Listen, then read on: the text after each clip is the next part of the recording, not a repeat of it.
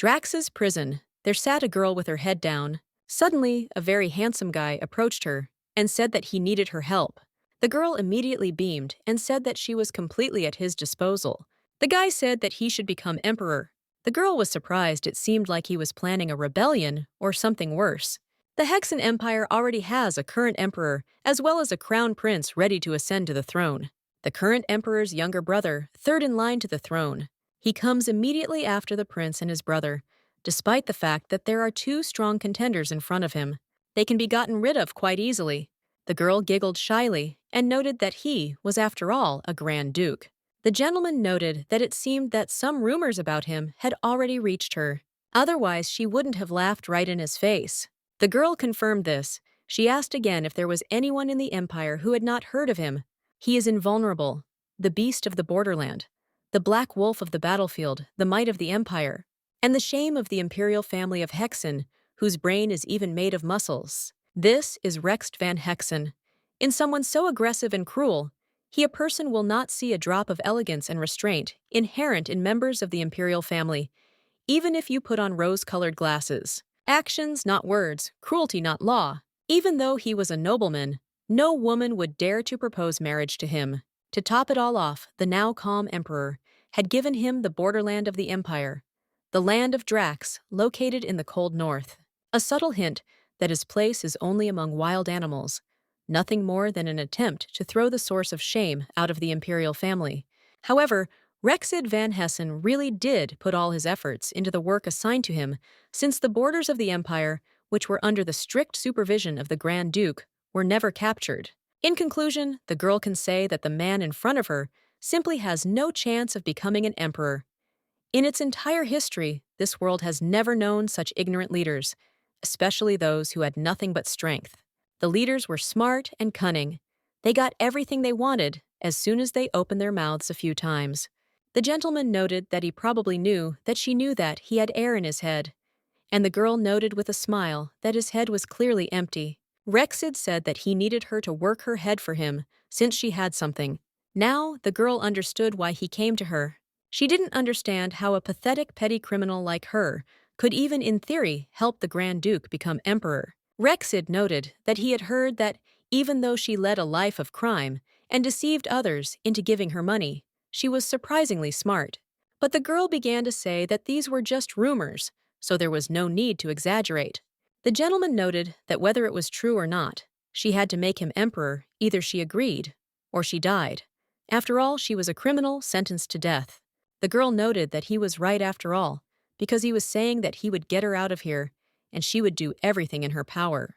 The Duke confirmed this, and the girl understood that she didn't even have a choice. Even though her talents are trivial, she does everything she can to help His Majesty. He likes how quick she is at catching on, and he will personally make sure that she is rewarded handsomely if everything goes well. If she wishes, he can give her her own lands and provide her with enough money to live the rest of her life in luxury. The girl was grateful to him, and the gentleman said that he would pick her up at dawn. He will take her not as a prisoner, but not as one sentenced to death, but as his tactician. She will leave this prison with honor. The girl thanked him with a smile. She looked happy, but she thought she seemed to be going crazy. After he left, she thought that he was really coming. Maybe he did have a brain. But somehow it turns out that it would have been better without him. She didn't understand at all how he with such a head even thought of finding her. It was surprisingly clever of him to approach her, but she was sure that was where his intellect ended. It is not entirely clear why one should waste time on someone whom the emperor did not like. However, the girl cannot just sit and wait for execution, so she must follow him at least for now. Well, suddenly, she thought that these were some very depressing monologues for starters. She pretended that she was arrested and entered Drax's prison. This was done completely deliberately. She is not like everyone else. And then at dawn, she was still going to run away. In her past life, she lived in a completely different world where she tried everything she could. Assistant at a prestigious university, financial manager employee of an insurance company, secretary to the chairman for a huge company, used car salesman, and so on. All of these jobs had something in common. Each of them involved fraud. The first scam I ever committed was a fake application to a prestigious university. The reason was simple. She was simply interested in student life. After that, she pulled off all sorts of scams, both big and small. She eventually became a first-class con artist and wanted posters were posted all over the country.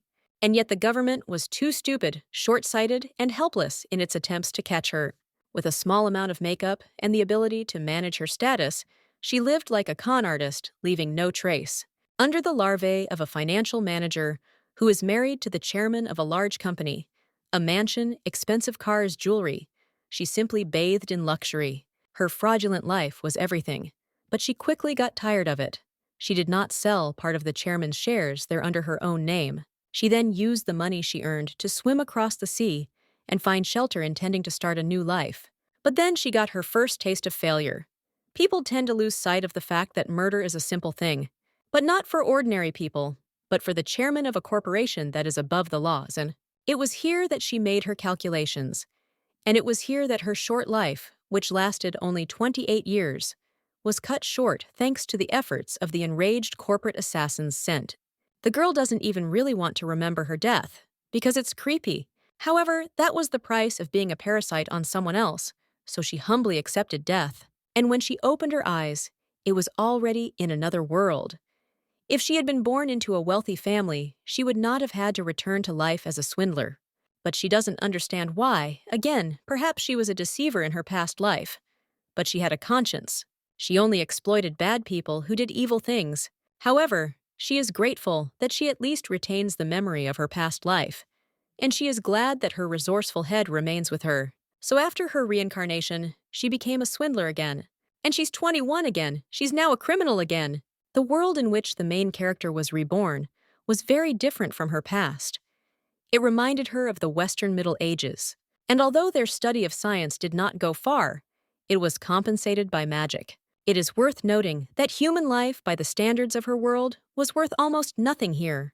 If a peasant without money or power committed a crime, he could be executed on the spot. But despite all the difficulties being a criminal, here is even more interesting. If you have enough money, then it's easy to get useful magical tools for your scams.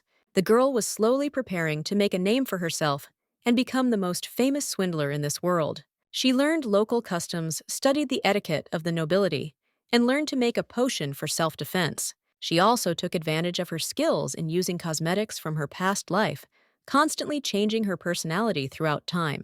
Why did the girl start saving the money she got from her scams? And at this point, he has achieved the status of a first-class criminal, a death row inmate known as the Faceless Con Artist. Of course, it's funny that there is no face on her wanted poster, but the inhabitants of the empire are terrified if Ali heard her name. But an agreement was written about her title of genius of the art of deception, so she wondered if the Grand Duke himself would visit her in prison to ask her criminal to become his tactician if he had a choice. He then said that she would definitely have to help him. She even became curious whether she could turn this narrow-minded individual into an emperor. But that's where it all ended. Unfortunately, she's not one of those who wastes time on meaningless nonsense that's not worth a penny. So now is finally the time to escape.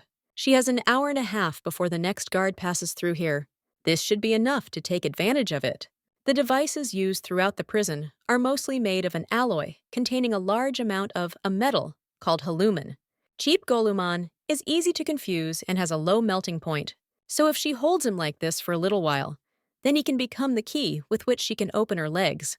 Escape from prisons, very simply. Voila, and the key is ready. Now, high-risk prisoners are kept in solitary confinement cells with no toilet, so she had to use this hole. But thanks to the pumping system connected to the cell of each especially dangerous prisoner, escape becomes a reality. Morning, 7, before noon. Noon evening, 9 afternoon. At this time, water is supplied to the pipes in order to wash away impurities. She needs to escape before 7 if she doesn't want to drown in feces. She had already said goodbye to Drax's damned prison. She also remembered that she had simply forgotten to say goodbye to the Grand Duke. She wished him to become emperor, as he wanted, and to rule long and idly. The most wanted criminal in the Hexen Empire is called Viper. Maybe she got this name because of her talents with poisons, her unrivaled success in the art of deception. Even though she's a little stuck up, he likes her eyes.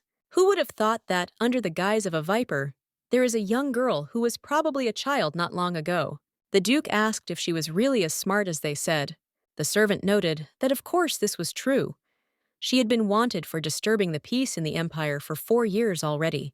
This is the butler, Owen Schwach.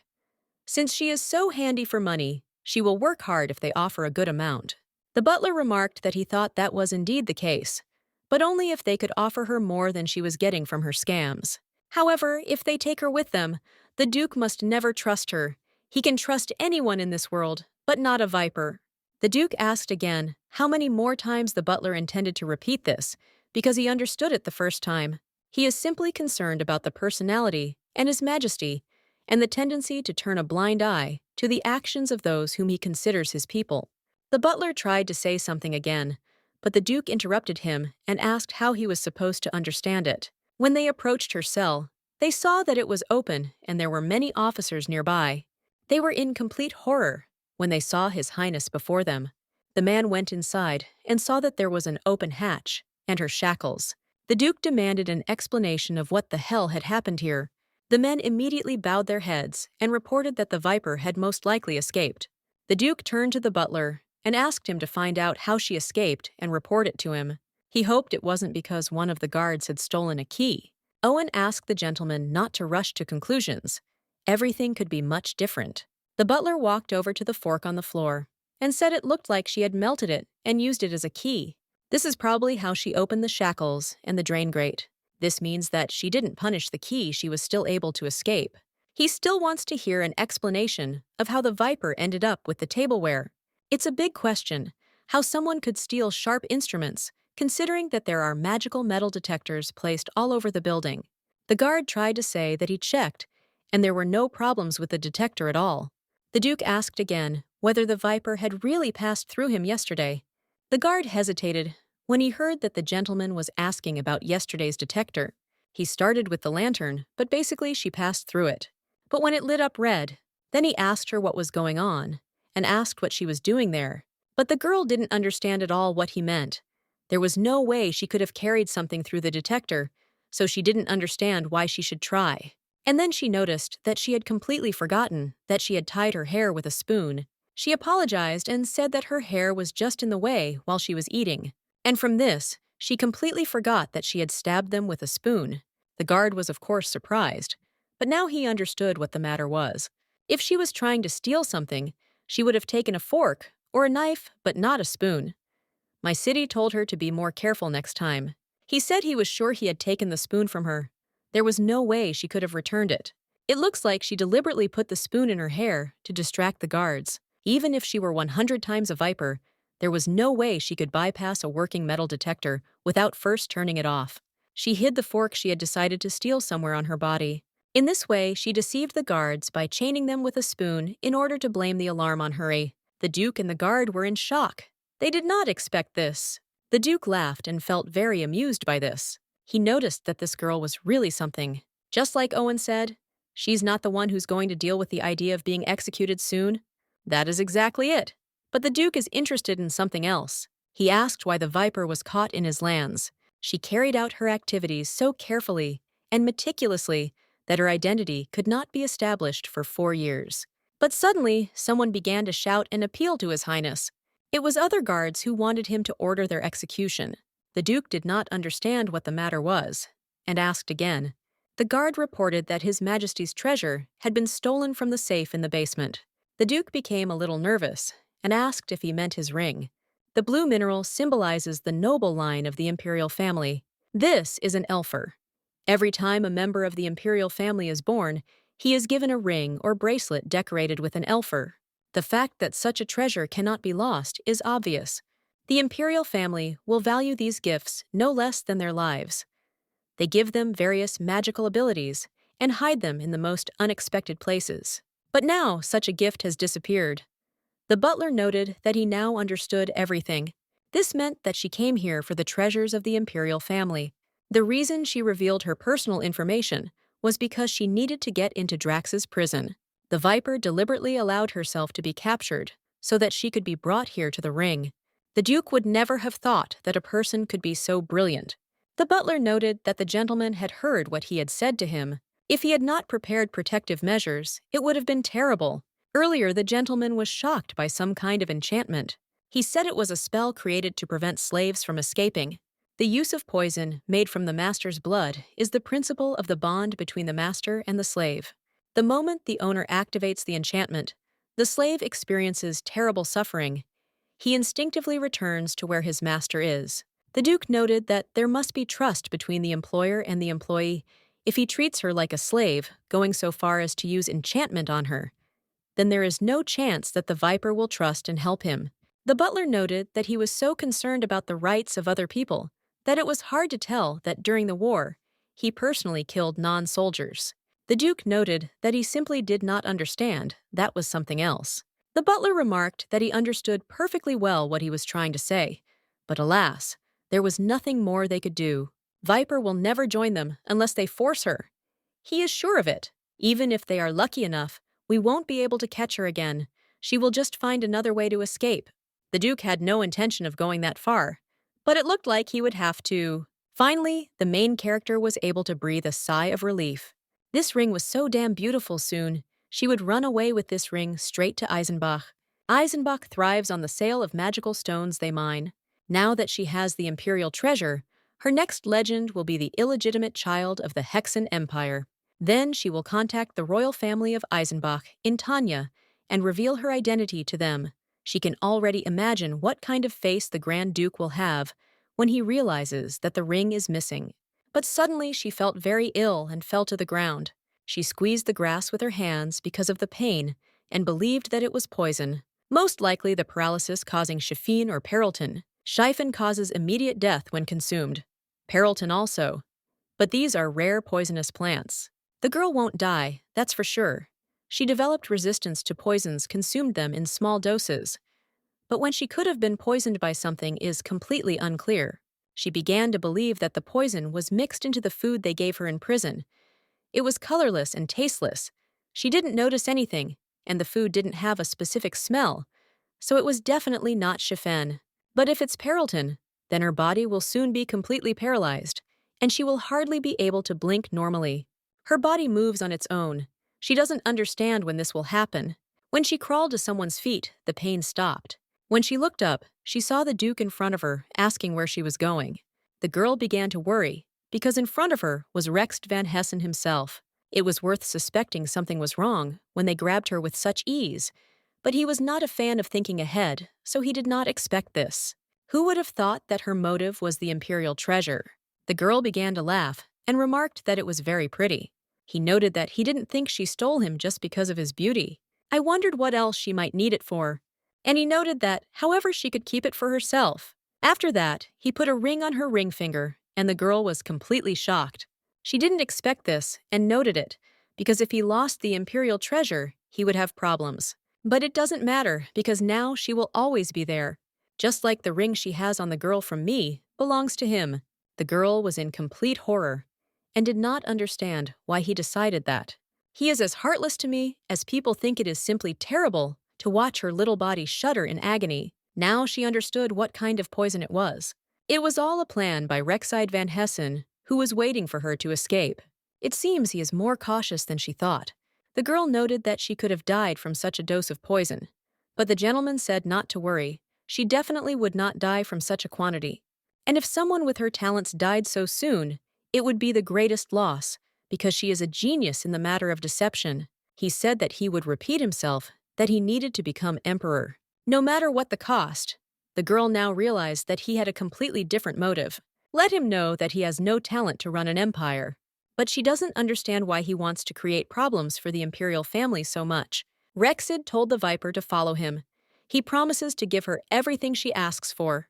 The girl tried to say something, but he said that it was not a proposal. He said she should understand that in this country, death row inmates have little choice. If she wants to live, she will do as he says. Instead of dying and letting her great brain go to waste, she should rather benefit both of them and work for him.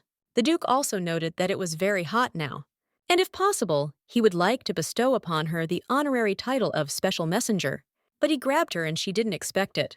He noted that given her skill in deception, she would simply run away if he allowed her to go on her own, and so he will simply take her and carry her in his arms.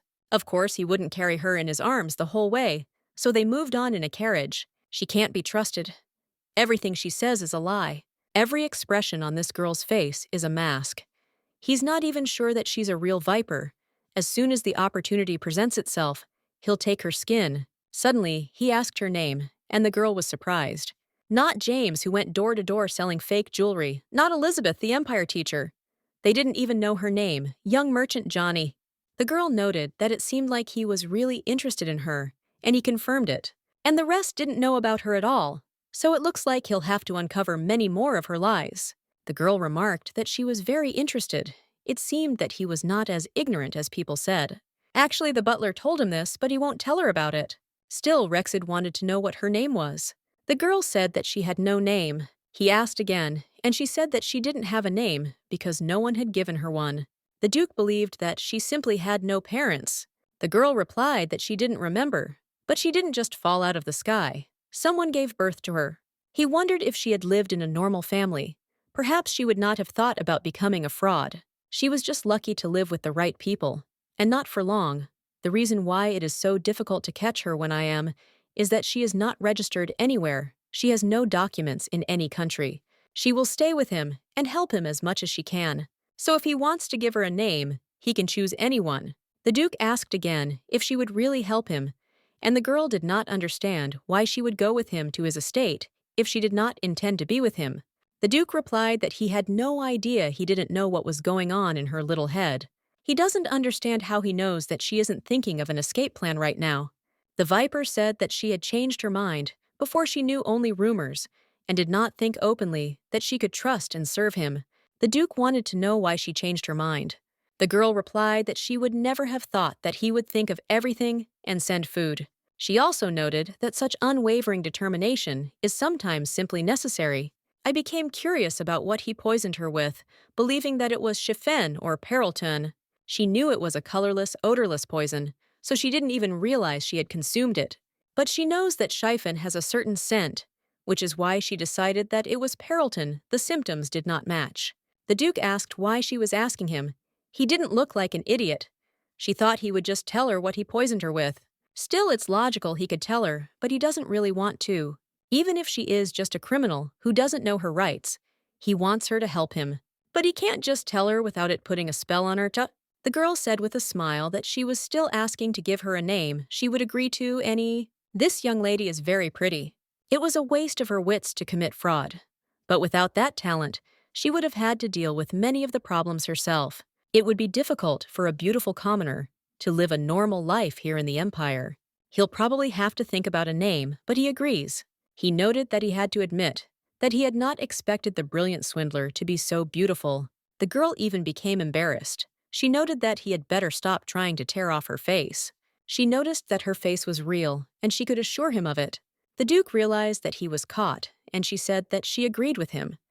Caution is doubtful. All this is a very useful quality. The most important ones to survive in a big city. The Duke was confused, but suddenly he smelled a strange smell. He looked at her, and the girl smiled shyly. She used the sewers, where everyone relieved themselves to escape. The Duke noted that nothing could be done about it. He asked the coachman to stop the carriage. They entered a beautiful store. The girl was in shock. Right from the doorway, the Duke informed Madame that he was buying the entire store. He buys all the clothes, but the size must be suitable for this girl. The Viper immediately began to say that one set of clothes would be enough for her. But he didn't understand how one could live with one set of clothes. If they got dirty, she couldn't just wash them and wear them again. The girl said she thought he did the same, but the Duke was horrified. The Viper said that she did not understand how she could wear such expensive clothes. Of course she washed them if they got dirty and wore them again. The Duke did not agree with this and said that he did not understand what she was doing with all this stolen money. He asked, "But what does she spend it on if not on clothes for herself?" The girl replied that she had been providing shelter, and since the day she was abandoned in a dark alley, there were many sick people there, and the medicine was very expensive. She hasn't spent a penny yet, she's on luxury items. But the Duke said something like, as long as she belonged to him, she didn't have to worry about money. If there is something she needs, she can just tell him she is at that age that you want such things. The girl confirmed his words because everything was really so. But if she were in his place, she most likely would not even be able to make a final decision in such a situation. So without thinking, she suddenly asked if he was seriously going to buy her all this, because such an offer seemed too generous to be true. The Duke just looked at her in surprise. Of course he would do it, and he didn't understand why she was asking such questions since he had already decided everything himself. However, the girl did not calm down, and still doubting, asked whether she could really accept these things because such a gift seemed impossible. Rexid confidently replied that she certainly could. Starting today, he would buy her anything she wanted. All she had to do was say so. So don't be shy or doubt, but if it's so hard for her to choose, then let her choose at least one outfit to wear right now. The girl, having become a little bolder, began to walk around the store and stopped at one pink outfit, became interested in it, and asked the saleswoman about it. The Duke immediately turned to Madame, informing her that this outfit suited her, and therefore it should be properly prepared, since she was going to put it on now. Without wasting any time, the woman immediately began preparing, quickly tidying up the dress, and then handing it over to the girl. At the same time, she noted that the store has a separate room where the girl can calmly change clothes if she wishes. Viper hesitated. She didn't want to say it out loud, but she had never worn anything like this before, and that was where her uncertainty lay. So, after a little hesitation, she carefully asked if Madame could help her with this, if she didn't mind, of course, since she couldn't handle it herself. The woman froze in obvious confusion and asked again if she had understood her correctly, but immediately felt the Duke's menacing gaze on her.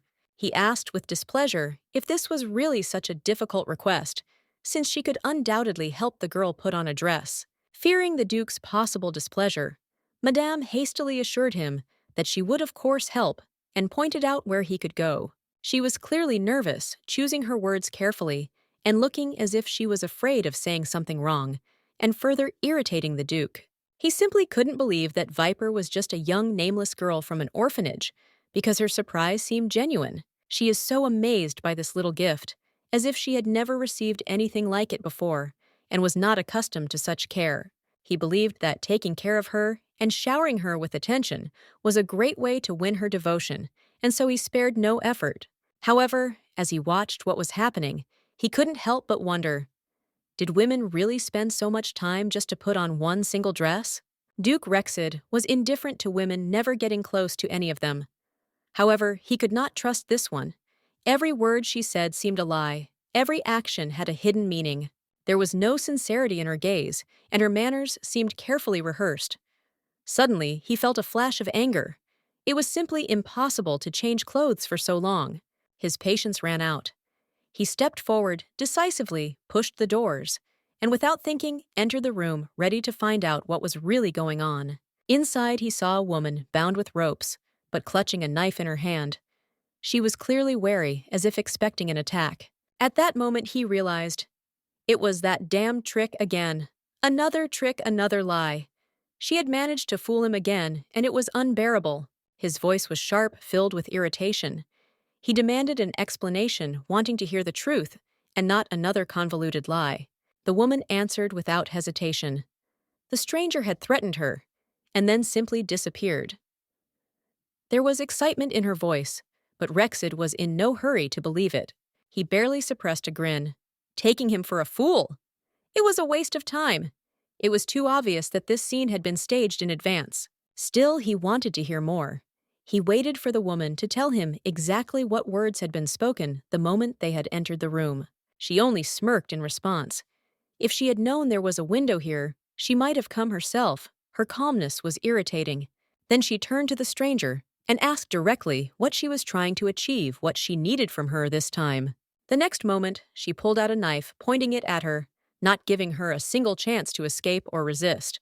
The girl bowed her head slightly and remarked mockingly, since they were alone, she had one important question. She was going to go to the outskirts of the city, where there were the fewest people, and now she needed to know where exactly to go.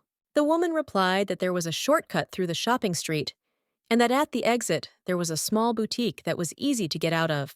The girl listened carefully, and then told her to grip the knife tighter and raise her head, preparing for the next step. Everything went according to plan.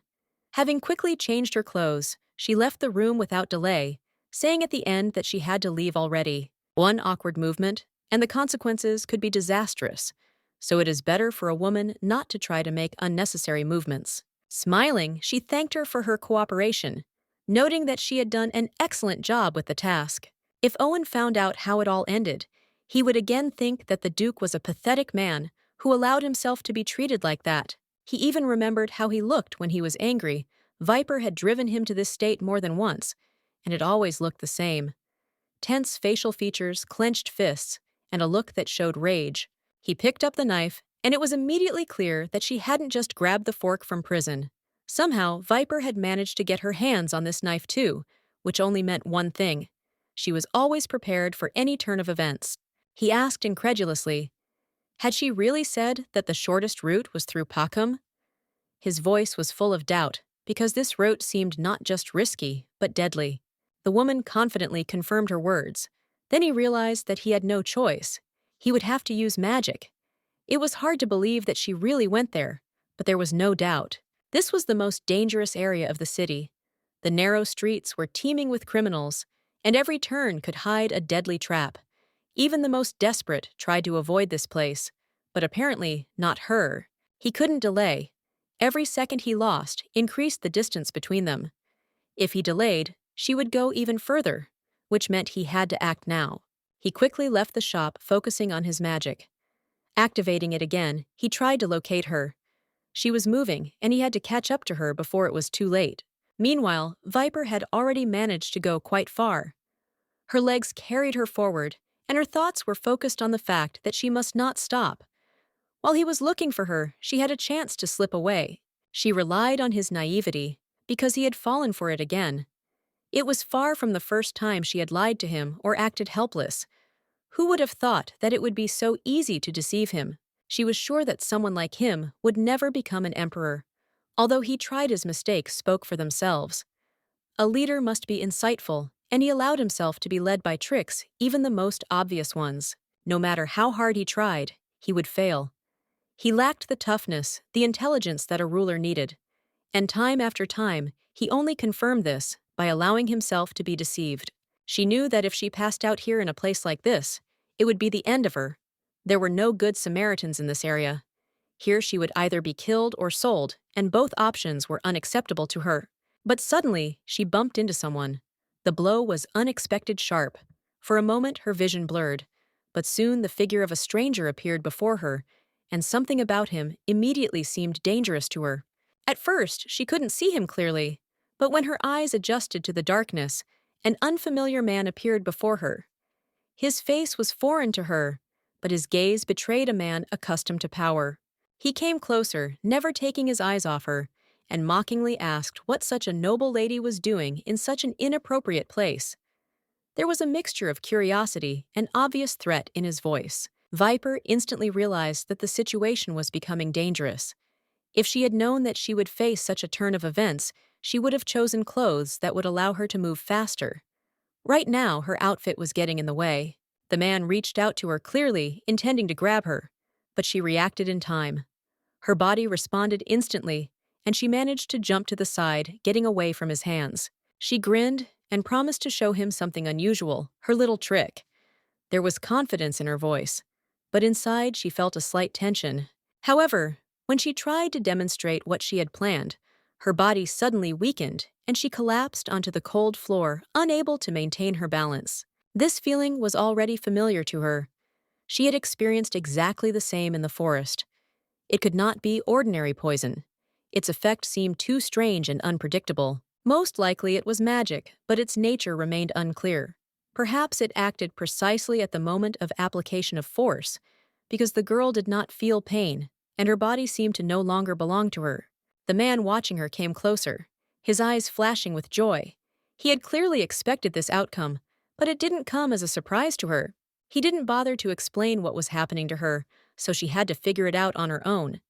It made her angry, but she wasn't going to show weakness. The man laughed, looking down at her. He sarcastically noted that it seemed she had overestimated her strength and was now paying for her self-confidence. He added with undisguised sarcasm that her outfit was indeed very nice. His words sounded mocking, and there was a clear hint of malice in them. Then, shaking his head with a smile, he remarked that she must be mad to decide to crawl on the ground, in broad daylight, like a miserable beggar. He mockingly asked where she was so eager to go, and mockingly suggested that she hurry up since such a beautiful lady clearly shouldn't linger in such a position. The girl watched him in horror, not believing that he was saying all this seriously. His behavior seemed completely inadequate to her, as if he had lost touch with reality. The man slowly approached her, his smile not fading. A dangerous glint flashed in his gaze, which sent an unpleasant chill down her spine. He spoke again, wondering what she had pumped herself up with to look in such a pitiful state. There was undisguised curiosity in his voice. He then suggested that people like her were unlikely to buy the cheap junk sold on the streets, since they always had access to something much more valuable. He said with confidence that she must have something better hidden away, and hoped that she had saved some for him. There was a hint of blatant innuendo in his voice, but suddenly he froze, raised his head, and the next moment his face was distorted with surprise. He clearly saw something that made him tense up. The viper also raised its head and barely had time to notice how the man flew to the side as if he had been struck by an unknown force. Everything happened too quickly. Blood flashed in the air. He was dead. His body collapsed to the ground, and scarlet drops scattered across the floor, painting it a dark color. The girl turned her head to the side and saw a huge man. He looked at her with a gloomy expression and coldly asked if she wanted to die. He stepped closer, hovering over her, and then, with a slight grin, asked why she was sprawled out there, as if this was the most comfortable place to rest. It took Viper almost 20 minutes to get to this street from the boutique. She thought she had gone far enough, but the Duke was faster. He had already caught up with her. She desperately tried to crawl further away, hoping to increase the distance between them. However, her strength was waning, and her legs wouldn't obey her. At this time, the Duke, without hesitation, approached her. Pursuer grabbed him by the face and squeezed him so hard that he did not even have time to react. Viper looked at this picture in amazement. How could he lift this brute so easily with one hand? There was not even a hint of tension in his movements. The girl rose to her feet and, without losing her composure, asked the crown prince to wait a little. It was important for her to do this before the Duke did something radical. She knew in advance that everything would end exactly like this and tried to stop him beforehand. But now it was useless. The situation had already gotten out of her control. The Duke reminded her again of what he had already said. The ring would not go anywhere. And now she had no doubt that it was simply impossible to get rid of it. The Viper realized that as long as this ring was on her finger, she would not be able to hide. Running was useless because her every move was under control. She admitted that she thought so. She took the ring with her only in case of need, but as it turned out, it did not help to avoid problems. The girl asked if the Duke was using a spell, and he calmly confirmed it, seeing no point in hiding the obvious. Now everything was completely clear. She couldn't run away, and even asking was useless. The Duke knew perfectly well that she understood this. Realizing that resistance was pointless, she simply expressed gratitude for his quick response. Otherwise, her dress would definitely have been ruined. The Duke looked at her with obvious suspicion. He was sure that she was going to run away again, and he had no doubt in his guess. Viper tried to dissuade him. This time, she didn't even hope that she would succeed in escaping. The realization of magical control killed the last hopes for freedom. Now that she knew the spell was working, she wasn't going to do anything stupid again. The only question was what would happen next. The girl looked at the Duke carefully and asked why he was looking at her so strangely. There was something incomprehensible in his gaze. In response, without further ado, he picked her up in his arms and headed in the other direction, leaving her no choice. Viper sighed and tried to explain that she could go on her own. There was a conciliatory tone in her voice. She didn't want to argue. She began to apologize for running away, but the Duke cut her off. He made it clear that her feet would not touch the ground until she reached the estate. Moreover, he advised her not to even try to break free if she did not want to make her situation worse. Well, she had no choice. She wasn't going to end up like that poor guy, so she'd stay here for now as valuable cargo. Here comes her second kidnapping. Only this time, she didn't even have to resist. It all happened too quickly. The Duke carried her right to the gates of the estate, never letting her go. She had no doubt that he would do just that. The butler, seeing such a picture, was clearly surprised. He did not expect to see the Duke calmly carrying her on his shoulder, as if it was the order of things. The butler looked at the Duke carefully and asked with slight bewilderment what he had in his hands and why the gentleman had returned at such a late hour. It was clear from his tone that he had not expected such an appearance. Rexid sighed tiredly and said with displeasure that this girl was running around the city like a madwoman, not giving him a single chance to catch her. Hunting her turned out to be more difficult than he expected. Hanging upside down, the girl finally decided to speak up and asked to be put down. The blood rushed to her head, causing everything around her to throb and hurt unpleasantly. The Duke did not continue to mock her and carefully lowered her to the floor. Her legs could barely support her weight, and dark spots flashed before her eyes. Her head was spinning from the sudden change in position. Owen straightened up abruptly, greeting her in a solemn voice. He quietly announced that she was now a guest at the Grand Duke of Hessen's estate, and she would do well to remember that. With a slight grin, he called her nothing less than a genius of deception, and then added that she was now known here as Mrs. Viper. His tone was at once respectful and mocking. Rexid got straight to the point without delay. He said that they needed to sign a contract, the terms of which had already been worked out and were not subject to discussion. As it turned out, the contract had been prepared in advance, and Owen immediately presented it, confirming that everything had already been settled and all that remained was to sign. The girl raised her eyebrows in surprise, clearly not expecting such speed, and Owen introduced himself with a polite smile, explaining that he was His Highness's butler and was in charge of all matters in the estate. He added that she should simply address him as Owen without unnecessary formalities, since they would now be crossing paths often. The girl looked at him with distrust and, squinting, asked, "Wasn't he the one who cast the spell on her?" There was irritation in her voice. Owen looked a little embarrassed, but he didn't deny it. He nodded, confirming her guess, and even expressed regret that he had to use force in this situation.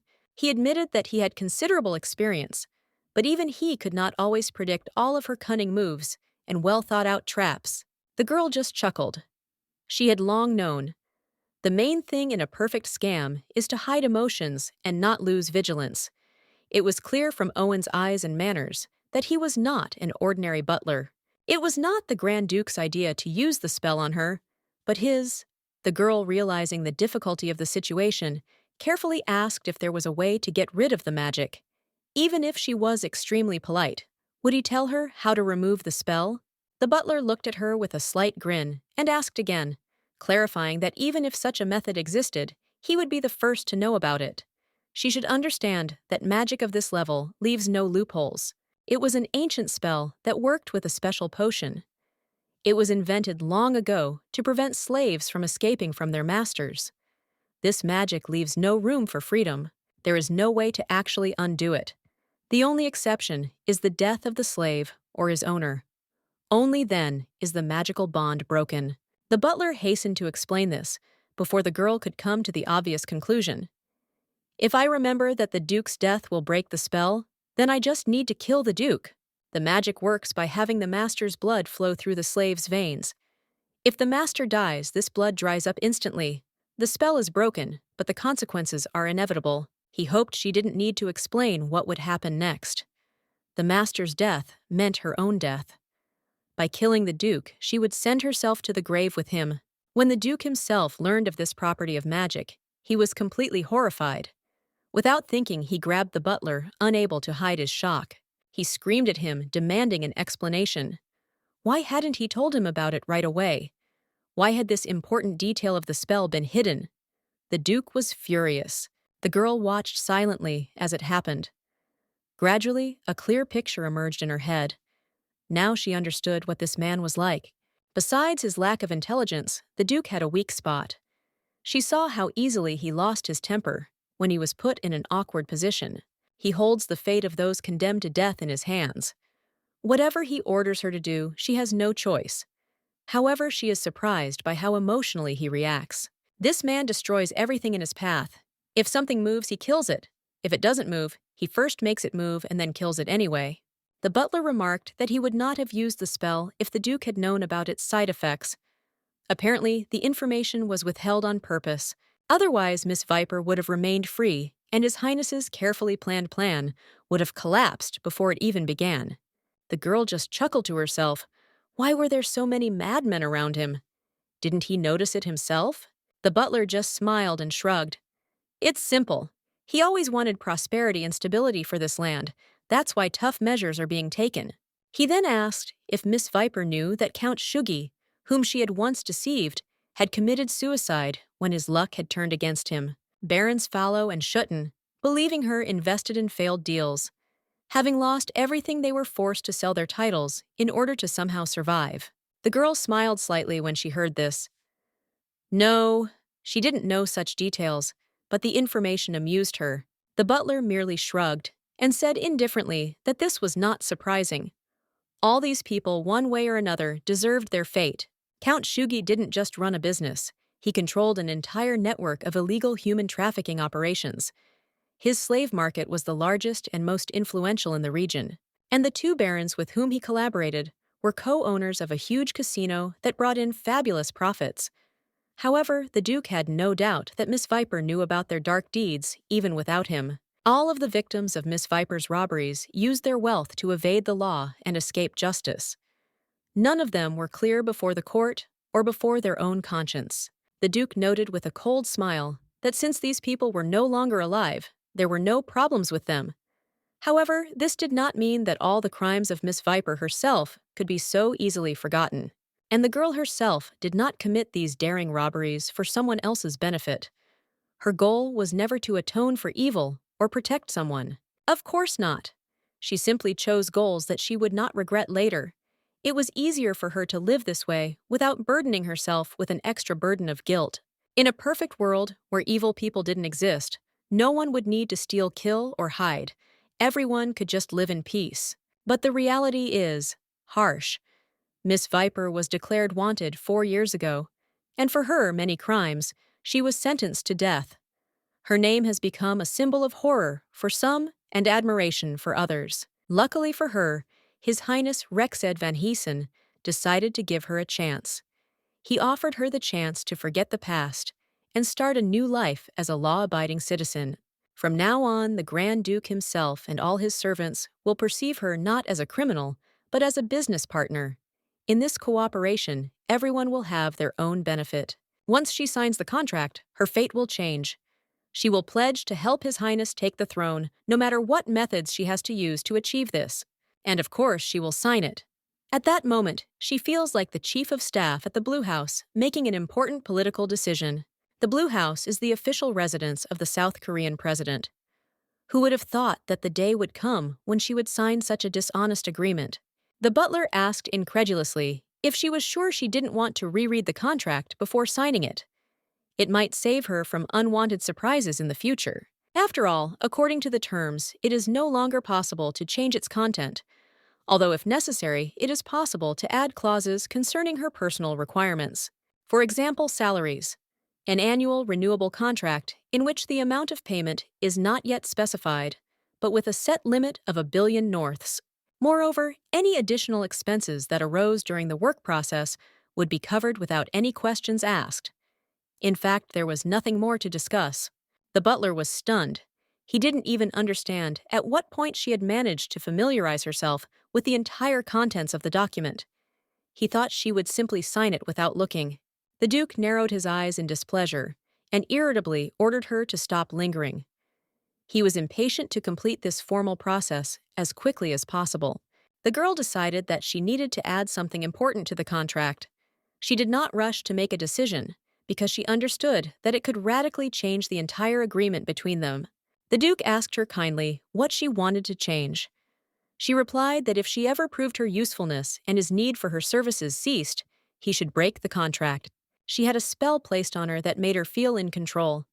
She couldn't understand what was happening if he continued to treat her like a slave, even after becoming emperor. The gentleman asked again if she really thought he was so dishonest. The girl looked up, explaining that they had met less than a day ago, and it was difficult for her to trust him so quickly. She wanted to be released from the contract once the terms were met, and the contract was terminated. This was an important condition for her to move on.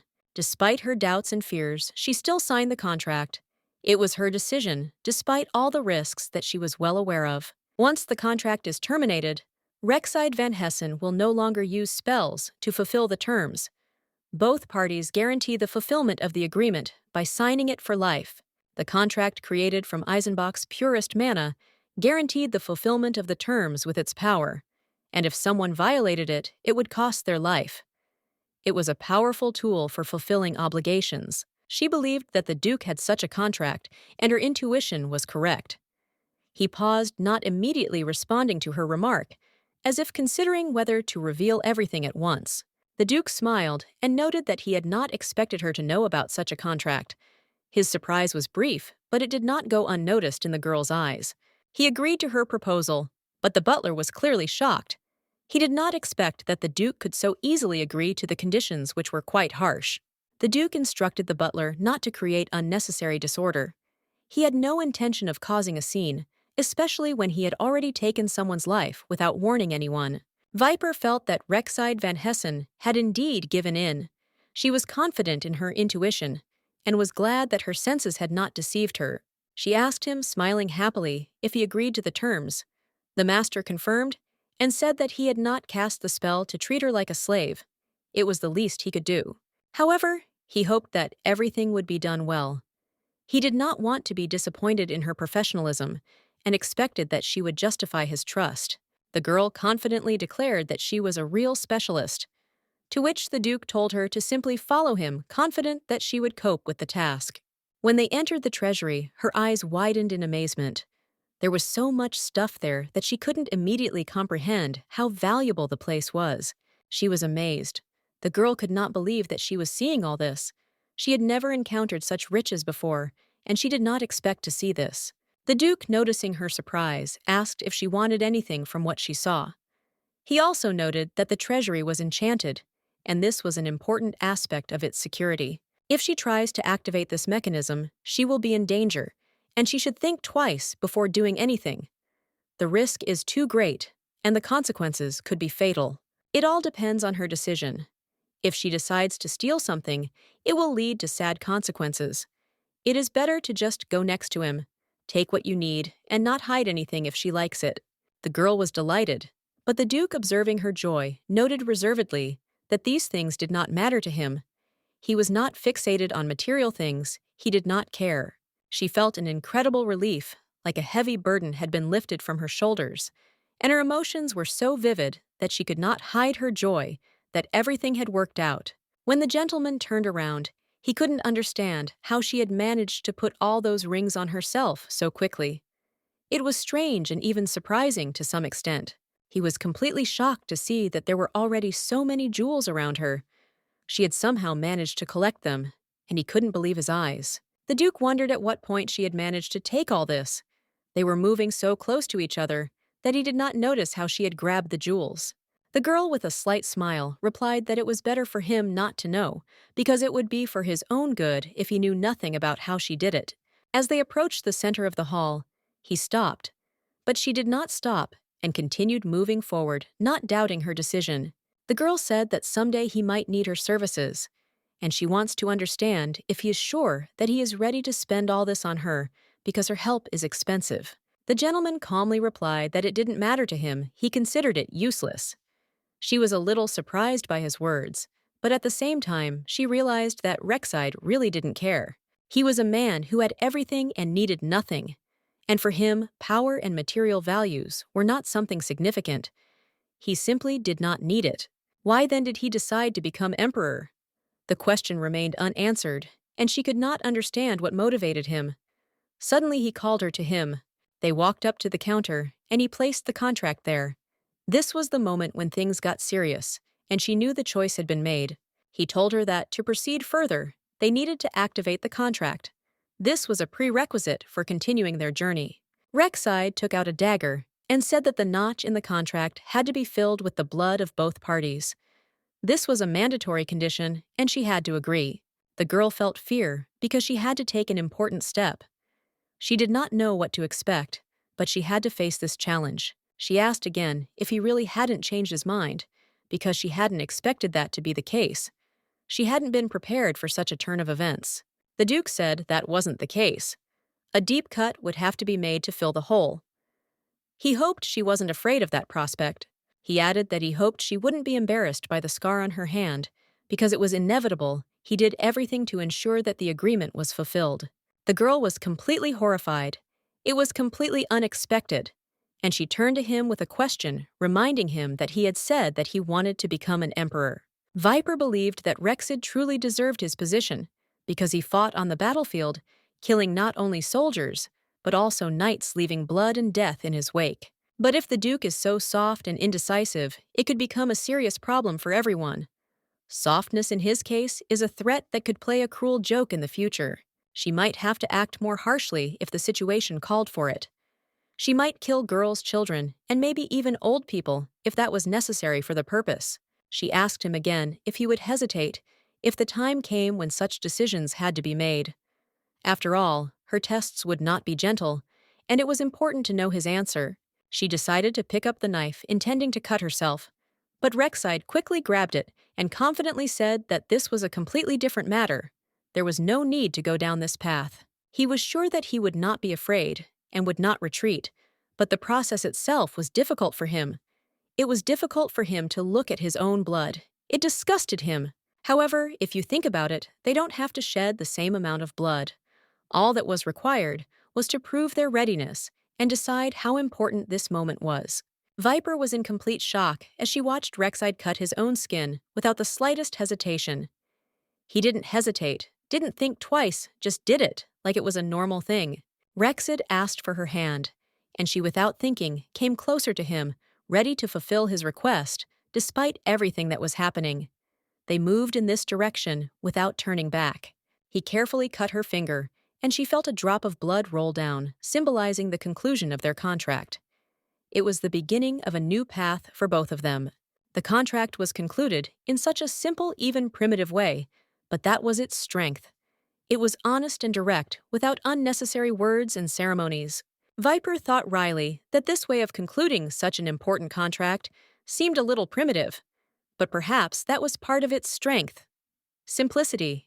The Duke, looking around at everything that was happening, noted that since she had agreed, it meant that she believed in his intentions and did not consider him capable of making her his slave. Dvoretsky, for his part, added that trust is an important thing, but you can't trust everyone. Even the sky has its dark sides, and no one should trust so easily.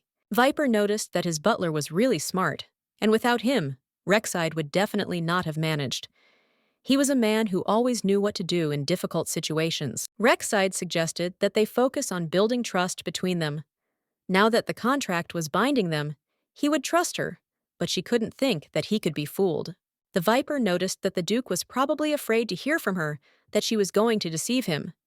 This made him wary, and she decided to clarify the situation without giving reasons for misunderstanding.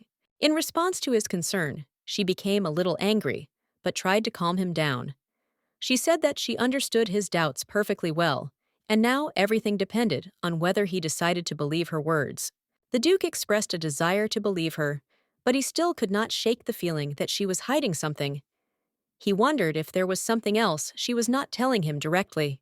He offered her a chance to open up and lay it all out there, and promised he wouldn't judge her if she decided to reveal her secrets.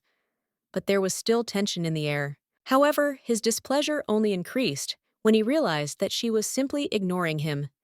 This made him even more angry, and he felt his patience running out. The Viper, despite the tension of the situation, began to laugh. Suddenly, she peeled off her skin as if freeing herself from something unnecessary and revealed who she really was. Under the mask was a completely different face. It was a girl with short pink hair. She stood up, confident in her choice. This was her way of getting rid of everything unnecessary. She added that she looks much cuter this way, and she likes this new look. But in reality, she always tried to make the mask more perfect than her real face. The girl explained that the color of her hair and eyes was just a mask, an attempt to hide her real face, which she always tried to make more confusing and secretive so that people could not expose her. The Duke looked at her with horror and asked if it was really her. She, with a slight expression on her face, asked him again if he really wanted to make sure. He started screaming in panic that she was crazy. He just wanted her to tell him the truth, not to show him anything else. He was ready to accept her words as long as she didn't hide anything. After that, the Duke turned and walked away. The Viper, a little disappointed, asked him not to be angry.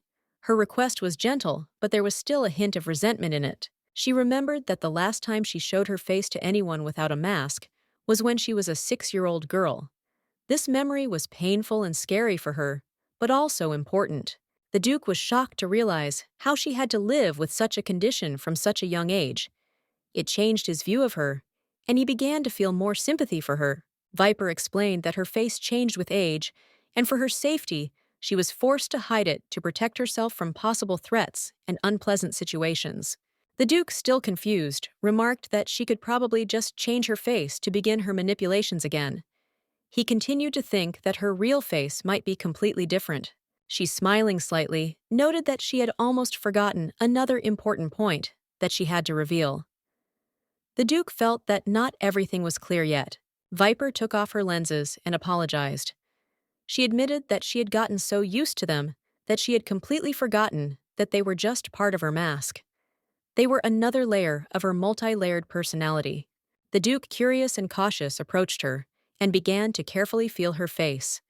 He was sure that she was no longer hiding anything that could cast doubt on her words. He hoped that now, after this, she would not hide anything important from him. His gaze was full of hope, but also wariness, as if he was prepared for any turn of events. The Viper, smiling weakly, declared that she was not hiding anything from him anymore.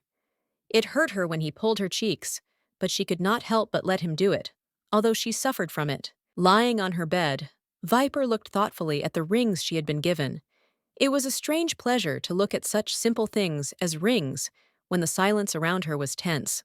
The Duke asked her if she really loved the rings so much. He still didn't understand why she was so attached to them, since they were simple ornaments and not something meaningful to her. The Viper replied that she didn't particularly like the rings, and she didn't understand why she had allowed him to kidnap her earlier.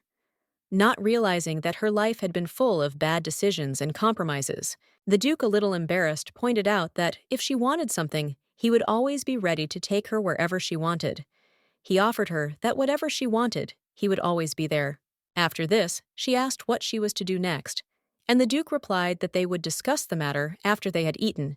He was in no hurry, considering that now was the time to eat. At that moment, someone knocked on the door.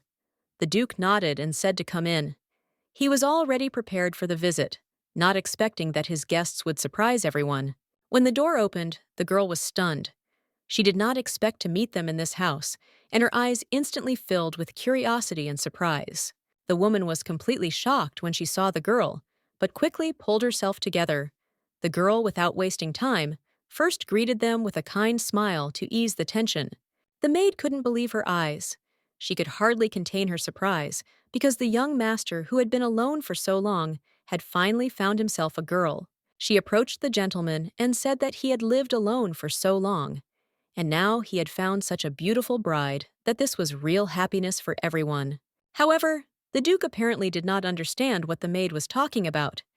He was surprised that the butler did not tell her that they were going to get married, because this point should have been obvious. The Duke still insisted that he and the girl were going to get married, despite the misunderstandings.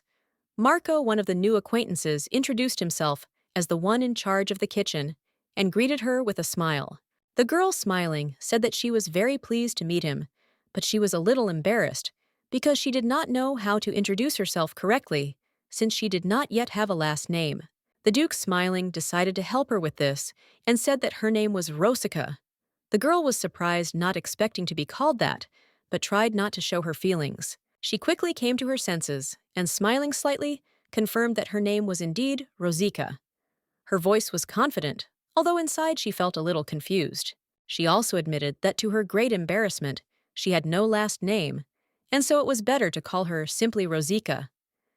There was nothing special about it, but it embarrassed her. Everyone in the room immediately wondered if there was any special meaning or history to the name. This added interest to the conversation, and everyone eagerly awaited the answer. The servants noted that it was a great honor for them to meet the girl, because it was a rare event that did not happen every day in their house. They all felt the importance of the moment. Masha, who was nearby, greeted her without any ceremony. She thought she should introduce herself. "My name is Masha," she said with a smile, not hiding her friendliness. Masha believed that the most beautiful girl was Princess Eisenbach. However, today, looking at Rosika, she realized that someone could surpass her. The beauty of this girl amazed everyone. The Duke remembered how Masha had been his nanny when he still lived in the imperial palace. 10 years had passed since then. He had been only 15 then, and now he had returned here together with the bearded cook and her son. The cook had been the head chef at the palace, but 3 years ago he had decided to move here. Masha wondered all the time why she continued to call him young master, despite the years that had passed since then. Masha noticed that the Duke was not interested in women at all. This surprised her because she did not expect him to invite a lady to visit after everything she knew about him before. The cook, with a smile on his face, said that the Duke had never dated girls. He even began to think that he had problems in this area and did not know how to deal with it. The Duke got angry and rudely replied that the cook had better shut up. Rosika, watching this scene, understood that the problem was not that he was not interested in women, but in his unwillingness to open up. The Duke, with horror in his eyes, asked what she was thinking. Masha reassured him, noting that there was nothing special about it, and she understood everything perfectly well. The cook couldn't help but laugh and said that he still hoped the food was to his taste. His face expressed genuine concern, and he was looking for confirmation. Rosika replied that the food was indeed very tasty. However, she added that it was difficult for her to understand where the taste came from since she was simply cooking eggs. She also asked if she could try the dish that the Highness ate. The Duke replied with a smile that of course it was a lamb chop. Mr. Raven was a great fan of these chops. He and Rexide young gentlemen and peers had similar tastes, so they often ate together. Rosika thought about it when she heard the name. She wondered how their lives were connected. If he had grown up with Rexide in the Imperial Palace, and they were the same age. If Rext and the Duke were peers and grew up together, then Rext would be the first candidate to be removed from the throne. This was not a very encouraging thought. To take the throne of the empire, one had to become the crown prince, which meant a power struggle. Rosika couldn't understand why this process was so complicated. She was at a loss when she noticed that Masha suddenly started crying. The girl could not understand what had happened and why it had affected her so much. The Duke turned to Marco, instructing him to calm Masha down. He instructed him to take her out and return when everything was finished, leaving Rosika perplexed. Rosika remained where she was lost in thought. She noticed that Marco and Masha clearly knew that the Duke had something important and perhaps even revolutionary in mind. The Duke, looking at her carefully, said that her tears were not caused by what she thought. She was not crying because of what had happened, but he wanted to finish the meal first. When the meal was finished, he promised to explain to her exactly what her job entailed. It was not what she expected, but her curiosity was so great that she was willing to listen. The previous emperor and empress had 4 children. The first was Robert van Hexen, now emperor, and the second was Reed van Hexen, Grand Duke. They both held important positions. The third daughter, Rachel Prania, was Duchess of Prania, enjoying a quiet life away from political intrigue. The fourth was Rexed van Hessen, a Grand Duke whose role had yet to be determined. Robert, the eldest son, took the throne with ease. This was expected since he was the heir. He faced no obstacles to his crown, and the empire accepted him without question. Raed, the second son, remained loyal to the emperor and actively helped strengthen the empire. He also worked to expand its territory, but did not seek the throne as he had his own role to play. Rachel, third in line, preferred to live quietly, without interfering in the affairs of state. Her life as a duchess was quiet and measured, and she did not try to change her position. Rexid was younger than his brothers and sister, but for some reason he decided to disturb the peace. His ambitions were unusually strong, and he began to strive for power, which surprised many, including his family. Rexid dreamed of becoming emperor, and to do so he had to defeat 2 other contenders, the Crown Prince and the Grand Duke of Ride. It was a difficult task, but he was determined. However, the situation was not hopeless. The Grand Duke of Ride could be persuaded to give up his claims if he was offered something in return. But to do so, one would have to be a skilled manipulator. Ideally, Rexide hoped to avoid bloodshed and wanted Ride to voluntarily give up his ambitions. He thought this would be the cleanest and most efficient path to power. The Duke, however, was certain that the task would not be easy even for her. He noted that Rexide was too ambitious to simply back down, and that it would take more to achieve his goal. The thing was, Rexide didn't just want to take the throne.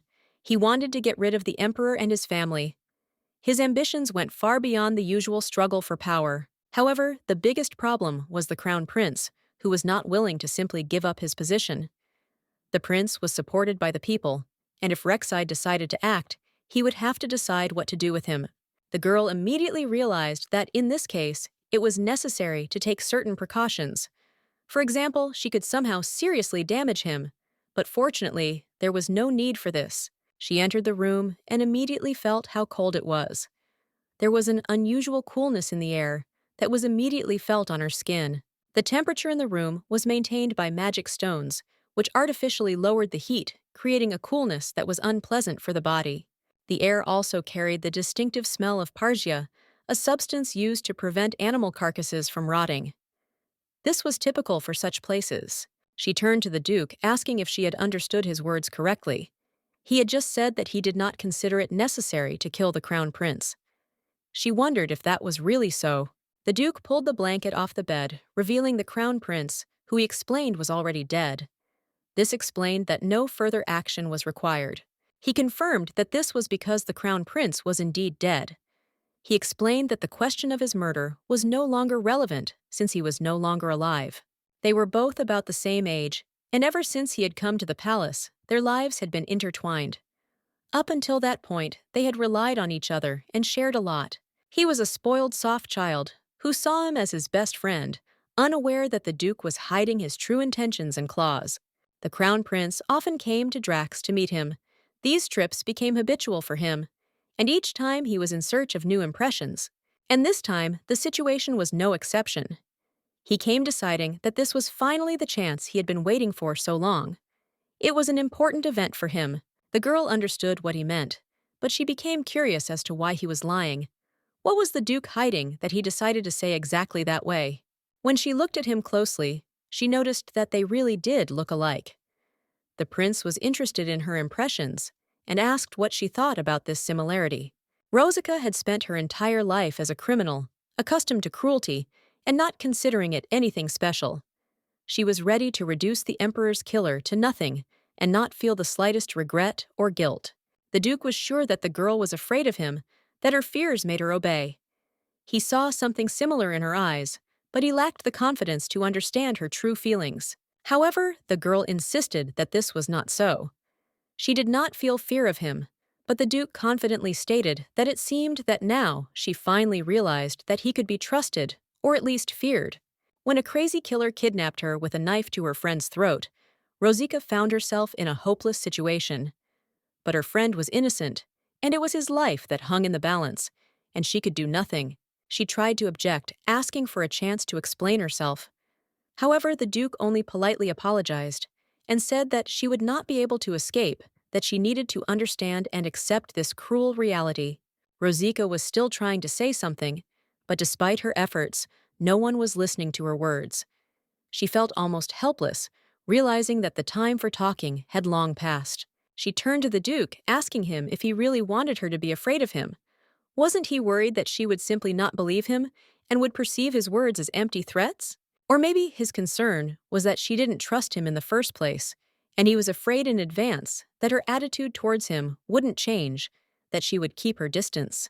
Come to think of it, she had seen the Duke deceive others more than once. His sly looks and false words were familiar to her. She could tell exactly when he was telling the truth and when he was just hiding his intentions. Rosica became a fraud, not because her life was too hard, but because it was easier and more profitable for her to use her talents for deception and manipulation than to work honestly. Since birth, she had hidden abilities that helped her perfectly sense people. She could instantly calculate their psychotype and understand what kind of person was hidden behind their appearance. Rosica had long ago realized what the Duke was like, and if she was wrong, it was only in one thing. She thought he was eager to become emperor, but as it turned out, his ambitions were quite different, and she was wrong in her assessment. The Duke sighed heavily and asked again if she could repeat what she had just said. He was clearly not sure he had understood her words correctly and needed clarification. The girl noticed that perhaps her words were not precise enough. He did not want to become an emperor, as she had initially thought. In fact, his goal was revenge, and that was more important to him. The Duke laughed at her words and noted that it was quite an interesting guess. He couldn't help but ask who she thought he might want to avenge. After all, it was already becoming curious. She replied that he probably wanted revenge on the crown prince. The Duke thought about it and asked why she had decided that he could not understand what could have led to such a thought. He explained that if his goal was the throne, it would be logical to kill the crown prince, since he was the main rival. So his interest in revenge seemed strange to her, as if he wanted something else. The girl couldn't understand why he was continuing this pointless conversation, as if trying to confuse her. Her patience was wearing thin, and she was surprised to note that his logic was irritating her more and more. The girl answered reservedly that it could be compared to a situation when a buyer checks a product before paying for it. She was sure that when dealing with people, it was important to be careful and evaluate them carefully. The Duke tried to justify himself by saying that he hadn't meant anything like that. But the girl didn't let him finish explaining that when she meets a person, she immediately evaluates him to see how trustworthy he is. And it is important not to forget that each person is influenced by some desire.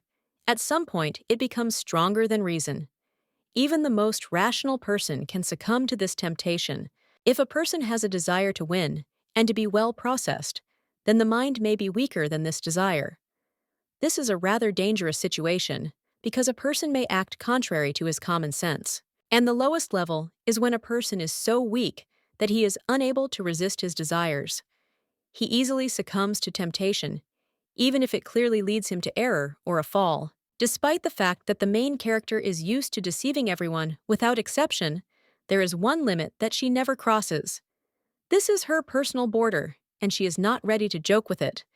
This point remains immutable for her. When the Duke asked what she was talking about, she explained that those who trust people despite their cruelty and treachery become easy prey even for those who are not professional swindlers. That was her point. To put it simply, she does not deceive simpletons. She will choose those who believe in good intentions only if that person has long sold his conscience, betraying his own principles and morals. The situation has developed in such a way that even she is beginning to feel a sense of guilt that she has never experienced before. This feeling seems strange and frightening to her, especially considering her attitude towards people, even high-ranking ones. Rexid's personality type is incredibly kind. He is always ready to show compassion, no matter the circumstances. The Duke, hearing her words, asked again if she was evaluating him, having only known him for a few days. She replied that this time was quite enough for her. Everything became clear when she looked at his actions, especially the way he treated her. A criminal sentenced to death. This was her answer. Rexid is truly a man who will be infinitely kind to his own, but is capable of acting without hesitation when it comes to protecting his trusted ones. He is ready to take decisive action if it is important for those dear to him. In addition, he believes that he can always count on those around him. Although he is aware that he easily trusts people, he continues to do so relying on his intuition and desire to believe in the good. The Duke tries to establish a trusting relationship with the girl, thinking that this way he will be able to win her over. He advises her to hire his butler to help, but she does not believe him at all. On top of that, he is sure that by showing her his despotic character, he will be able to gain her respect. If the Duke was capable of killing innocent people, except for the prince, he would have risen long ago and brought her the heads of Masha and Marco. She is convinced that it is impossible to leave traces, and she believes that the Duke would not be capable of such a thing. She believes that he will not take the lives of those who are innocent. These thoughts are sure in her heart. In her opinion, he should not show his strength because it does not suit him. He is surprised that she trusts him and does not believe the rumors about his murder of the crown prince, considering it a lie. The girl noticed that despite his claim that he aimed to become an emperor, she saw no clear reason for it. He had never said what he would do after he achieved his goal, but now she seemed to understand. The Duke has no pity, no greed, no clear purpose in life. But after the death of a person close to him who was killed by the crown prince, he had only one goal: revenge. His purpose became clear. A month she remembers well. She knows that he was the one who killed that man, but those around him know nothing about it, which gives him additional power. It was the death of the first in line to the throne of the empire, the crown prince, and his death was a momentous event that led to a great change in the Duke's life, setting him on the path of revenge. So far, no one except the one who killed Crown Prince Raven and the other people in this huge castle knew of his death. The entire court and servants remained completely unaware of what had happened. However, somehow Raven's body ended up in Rexide's possession. This added to the mystery of the situation, as no one had seen it since the prince's death. Questions about how it came to be in the Duke's possession remained unanswered. In such a situation, all suspicions will most likely be directed at you. This will help clear Rexit of the false accusations of the Crown Prince's murder and direct attention to the true culprits. After all, this was the task Rexite had given her from the very beginning. He knew she could handle it, and he hoped that her actions would help prove his innocence. He lived quietly, remaining in the shadows, as the palace was worried that his actions could damage the family's image. He was then ordered to go to the distant border, which was punishment for his actions. He lived a quiet life, trying with all his might to preserve the pure name of the imperial family. However, when he returned, tragedy awaited him: the death of his best friend, the crown prince, as well as an accusation of murder. Rosika will be in big trouble if he is accused of murder and executed before he can become emperor. In that case, all his efforts will be in vain, and his fate will be sealed. She noticed that his life was in danger and asked if he understood what she was talking about. There was a lot of hidden meaning in her words, but she hoped that he would understand the seriousness of the situation. She tried to calm him down, telling him not to worry. She was sure that everything would be fine, despite all the difficulties, and he still had a chance to fix everything. The Duke was surprised and looked at her with obvious bewilderment. He had not expected this from her, although she was always confident in her actions. Her words put him in a difficult position, but the girl only said that she always works off her worth. And at that moment, she showed her determination and confidence that she can cope with any situation. As the girl walked down the hall, Owen grabbed her and asked who she was. His gaze was wary, trying to figure out what kind of person dared to walk through the palace so calmly. He demanded to know how she had ended up in these corridors while keeping her under threat. He was ready to act to learn everything about her, until he got the information he needed. The girl was surprised when she saw the butler. She did not expect to meet him in such a state, but she remained calm. The situation was not easy, and she needed to be prepared. The Duke, seeing this scene, was also puzzled. He looked at the butler with obvious confusion, not understanding why he was acting like this. There was a harshness in his voice as he shouted at the servant. Owen tried to justify himself, saying that there had been a mistake. The Duke approached the girl and asked if she was okay, trying to figure out what was happening. The girl said that everything was fine and noticed that the Duke was really worried about her. He was always so attentive and caring, and her calmness could not help but calm him down. The butler noted that the Duke could not simply let go of someone who had so unexpectedly burst into his room early in the morning. Of course, he could not remain indifferent, because it was too strange. The Duke was about to hit the butler for his words, but he simply sighed with a smile, as if it was not that important. He was prepared for any consequences and did not perceive the situation as a threat. The butler apologized, explaining that it was all an instinctive reaction. He sincerely regretted what he had done and hoped that the girl had not been offended. It had been an accidental misunderstanding. The lady said that everything was fine, because it was a very obvious reaction that could easily be expected from anyone in such a situation. No hard feelings or complaints. Everything was normal and solvable. When he was studying at the assassin school, it was the girl who had the most dangerous assassins. They were all so fragile and beautiful that their abilities made even the most experienced people afraid. The girl asked again, meaning a hired killer, and he confirmed that this was exactly what he meant. He even remembered those people who slept with a knife under their pillow, but they were all powerless against his classmates. He assumed that she found it amazing too, so he didn't trust beautiful women. Despite their appearance, His experience taught him to be careful and not to trust external signs, even if they could be deceiving. The Viper said that she had always known that he was an unusual man. His past was indeed grand and full of dangers, which could not but leave an impression. The butler was amazed how such a beautiful stranger had ended up in His Majesty's castle. He thought she might forgive him, but the girl replied that he should rather be praised for his insight.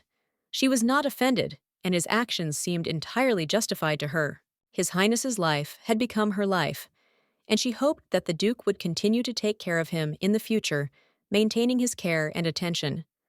However, she did not feel the need to worry about it. The butler apologized for the rudeness of his questions, but he wanted to make sure that this was the real person. The Duke came up and confirmed that this was indeed the man they were expecting. He had already checked this information. The girl admitted that she thought that her cheeks would be torn off from such a misunderstanding, but it turned out that everything was fine. It was a pleasant surprise for her.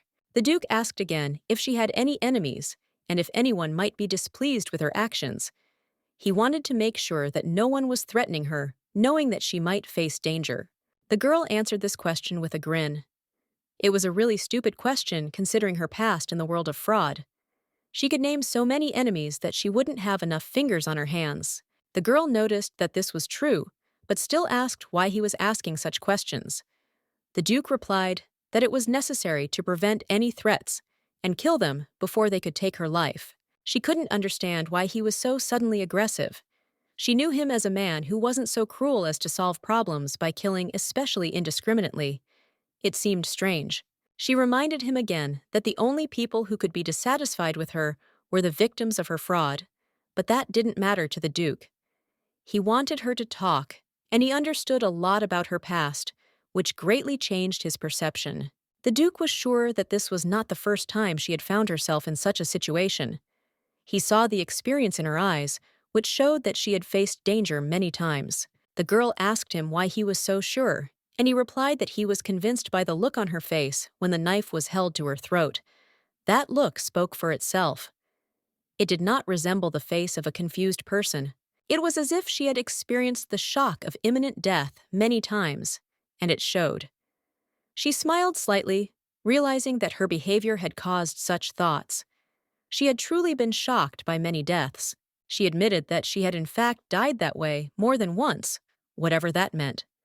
The fear and pain of death was familiar to her, and it was part of her past. She said that she was safe now, and they didn't have to worry.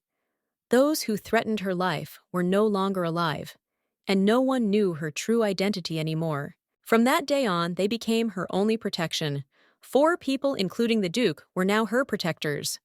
With these 4, there was no need to worry about her safety because they were ready to deal with any threats. Viper or Rasika knew that she had a hard job ahead of her to complete the task that had been given to her. She didn't even have a day to complete the task, but she was ready for it. One of the men, noticing her wound, asked how she was feeling and offered to go to his room to treat it. He promised to help with the treatment, caring for her health.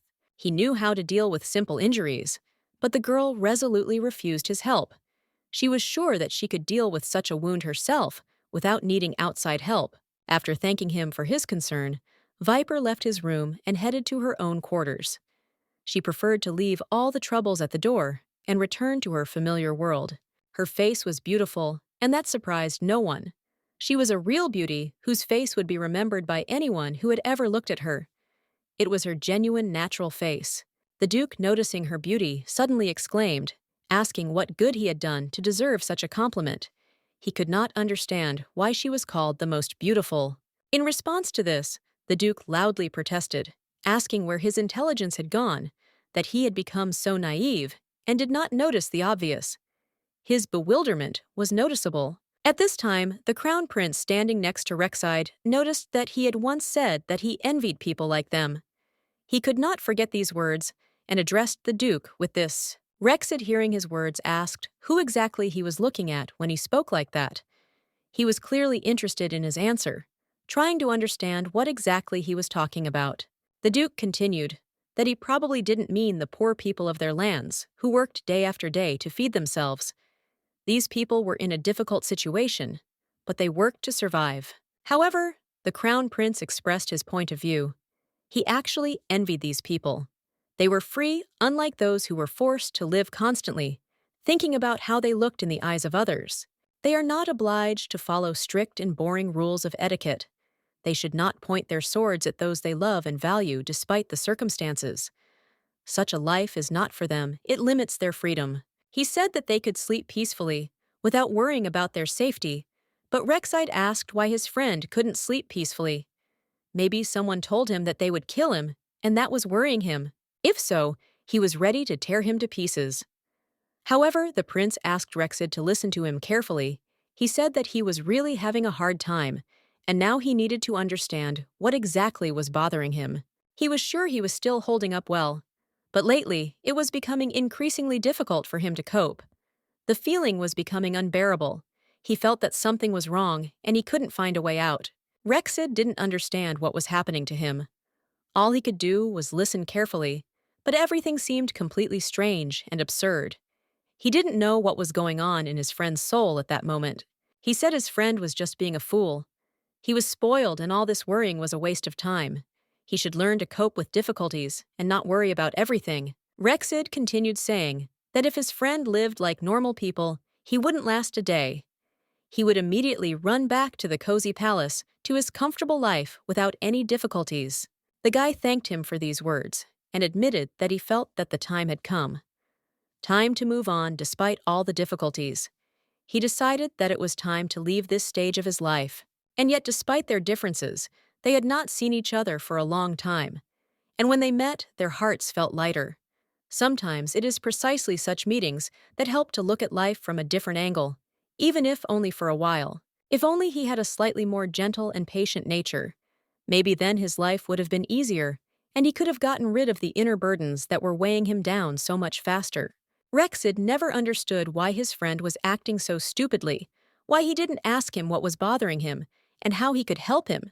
It would have been so simple to support him to understand his condition. But it was too late now. Raven was dead. No, not just gone killed. And now all that was left was the realization that nothing could be done for their friendship. It was over. The man didn't ask what his master was going to do next. Time was precious, and they didn't have much of it. They had to act quickly to get things done. If the crown prince, who has gone on vacation, does not contact for a long time, then the imperial court will most likely quickly understand that something is wrong with his absence, and that the situation needs to be urgently sorted out. The Duke assured her that she would find a solution and promised that everything would be done. He also informed her that she had shown interest in Raven's handwriting, so he gave her some letters that they had exchanged. Now the butler finally understood what the girl was taking out of his room.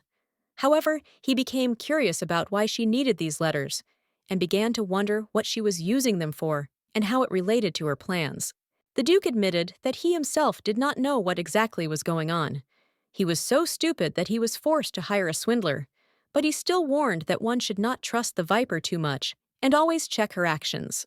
He also added that if there is such an opportunity, then it is worth talking to the girl only in the presence of the butler, so that he can carefully monitor her words and actions without missing important details. The Duke, despite everything that was happening, assured that even if he trusted all the people in the world, he should never trust anyone, because this woman made him afraid and wary. However, the girl was pleasantly surprised by the new name the Duke had given her. Rosika was a beautiful name, and she was glad that for the first time someone had chosen her name with such warmth and meaning. She decided to cherish that name and be grateful for the honor, even if the Duke continued to assure Owen that he would never trust her. He still remembered her despite all his doubts and fears. As she said, she always earned her worth, and that made him smile. Perhaps it meant he had broken his word, but he couldn't deny that her behavior sometimes commanded respect. The girl wished everyone good night, and the Duke turned to the Viper, not forgetting to remind her of the importance of her next step and her role in the upcoming events. The girl, with slight irritation, asked again how long the Duke intended to call her that. She was sure that if anyone heard her, they would immediately think that she was a criminal or a fraud, because her nickname aroused suspicion. The butler nodded and acknowledged that she was right, noting that such nicknames hardly contributed to a good reputation, so he decided to clarify what he should call her. so that it would not raise unnecessary questions. The Duke answered calmly that her real name was Rosika. The girl, slightly surprised, immediately asked why there were no servants in this huge palace, since its size at least suggests the presence of staff. The Duke, pursing his lips, explained that there had always been only 4 people in this palace: the maid Masha, her son, the butler himself, and of course himself. No one else was needed here due to his personal preferences. He added that he did not need anyone's help, as he preferred his house to be quiet and calm. The girl, slightly mockingly, asked why not hire servants, considering the size of the castle and its emptiness. She pointed out that the palace is indeed huge, but it feels empty and unwelcoming. There must be at least 50 people there, for there to be any movement, as the castle is too big to be so quiet. The Duke was taken aback by such a proposal. The girl, without wasting time, began to list that at least 10 people should work in the kitchen, another 10 for cleaning, 10 for washing, and another 10 for managing all of this. The butler, a little embarrassed, tried to explain that the palace was indeed large, but not so large as to require such massive service. He reminded that the Duke, as before, did not like crowds and could not stand noise. However, the Duke, without losing patience, interrupted him. He ordered that everything be done according to the girl's suggestion. The remaining 10 servants should be chosen from the lower nobility, and servants for more important duties should also be selected. She wanted him to somehow achieve a title that would suit her. That was her plan, but she was sure it would take time and effort. She hoped he would understand her intentions. There is nothing to be done. She has a lot of work to do to make His Majesty a real emperor. She cannot remain in the shadows forever. Eventually, she will need to come to the forefront to take control. To do this, she needs to have the necessary authority to decide important issues and pave the way forward. The butler was curious and asked her what exactly she intended to do that required such authority and effort. The girl replied that she had not yet decided on this matter and needed more time to think it over. This was an important step, and she could not make a decision hastily without thinking through all the details. After all, she was working with a back-alley thug, and now it seemed like she was going to be working with the man who would become the emperor. He thought she could quickly come up with a plan, but she wasn't so sure. She was always suspicious, and that was her main quality. No matter what plans she talked about, she always remained cautious and wary. Maybe she just wanted everyone to think that she had caught a simpleton. He had heard that she had taken His Majesty's letters yesterday. This prompted him to ask how she intended to use these documents and what exactly she planned to do with them in the future.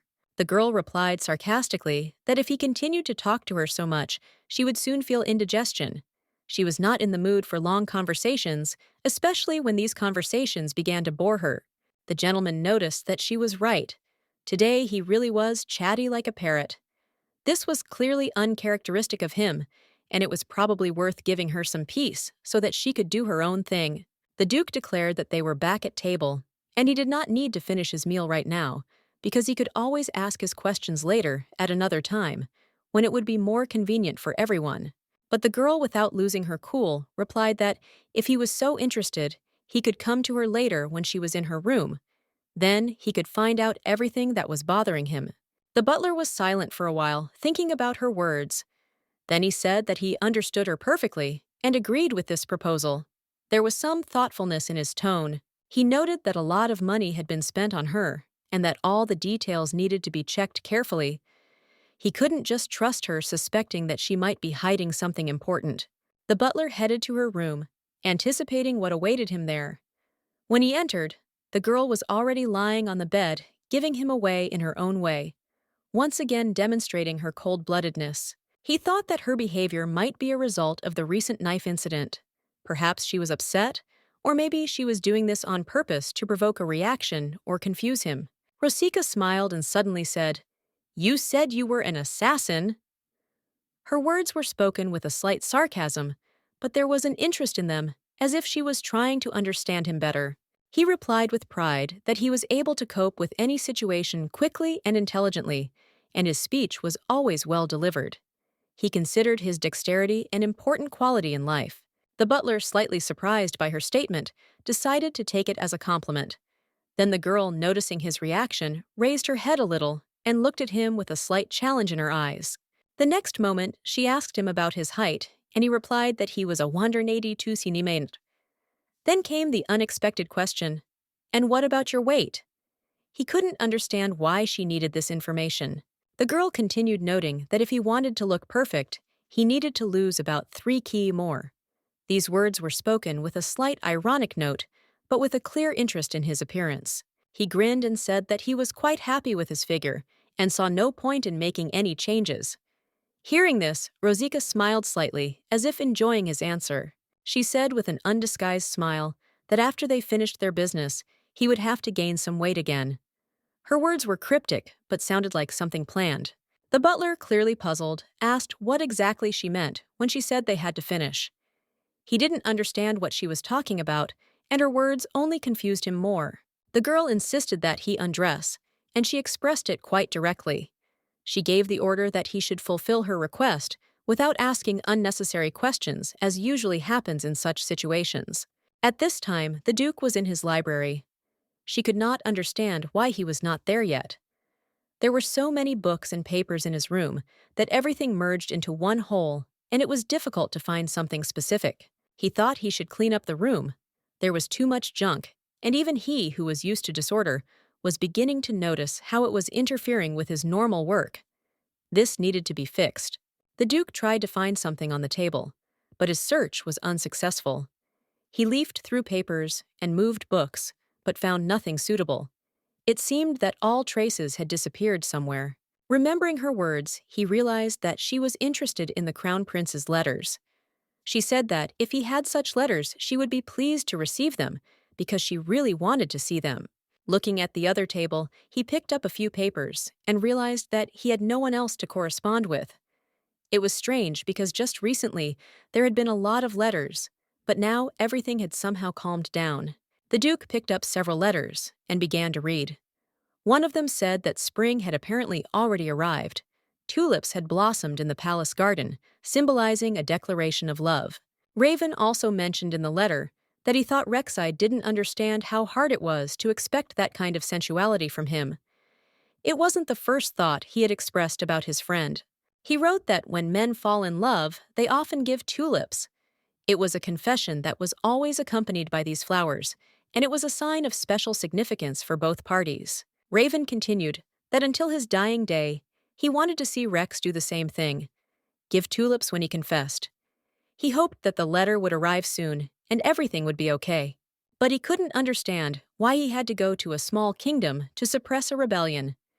It was a strange mission, and it didn't meet his expectations. The letter also talked about how Raven really wanted to see his friend.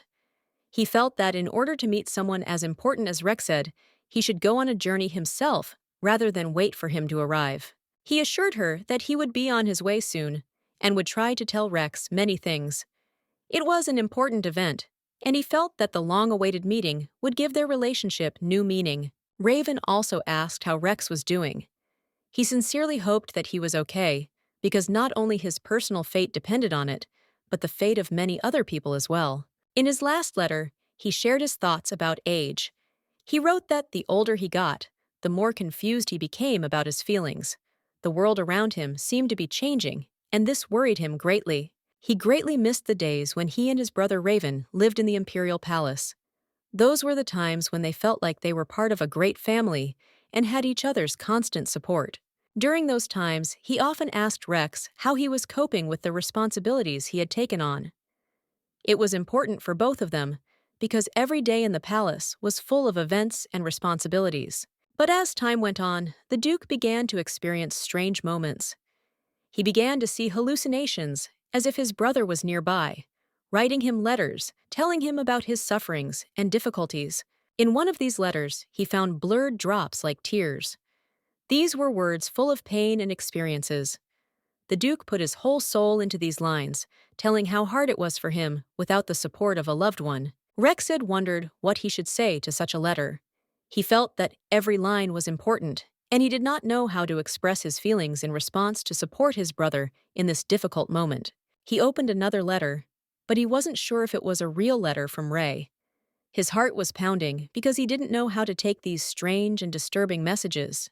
The letter from Prince Raven said that he was no longer suffering, no longer sad. He was happy, but he was worried that his friend was alone. He hoped that he would find comfort, even if he was not there. The Duke was absolutely horrified when he read the lines of the letter.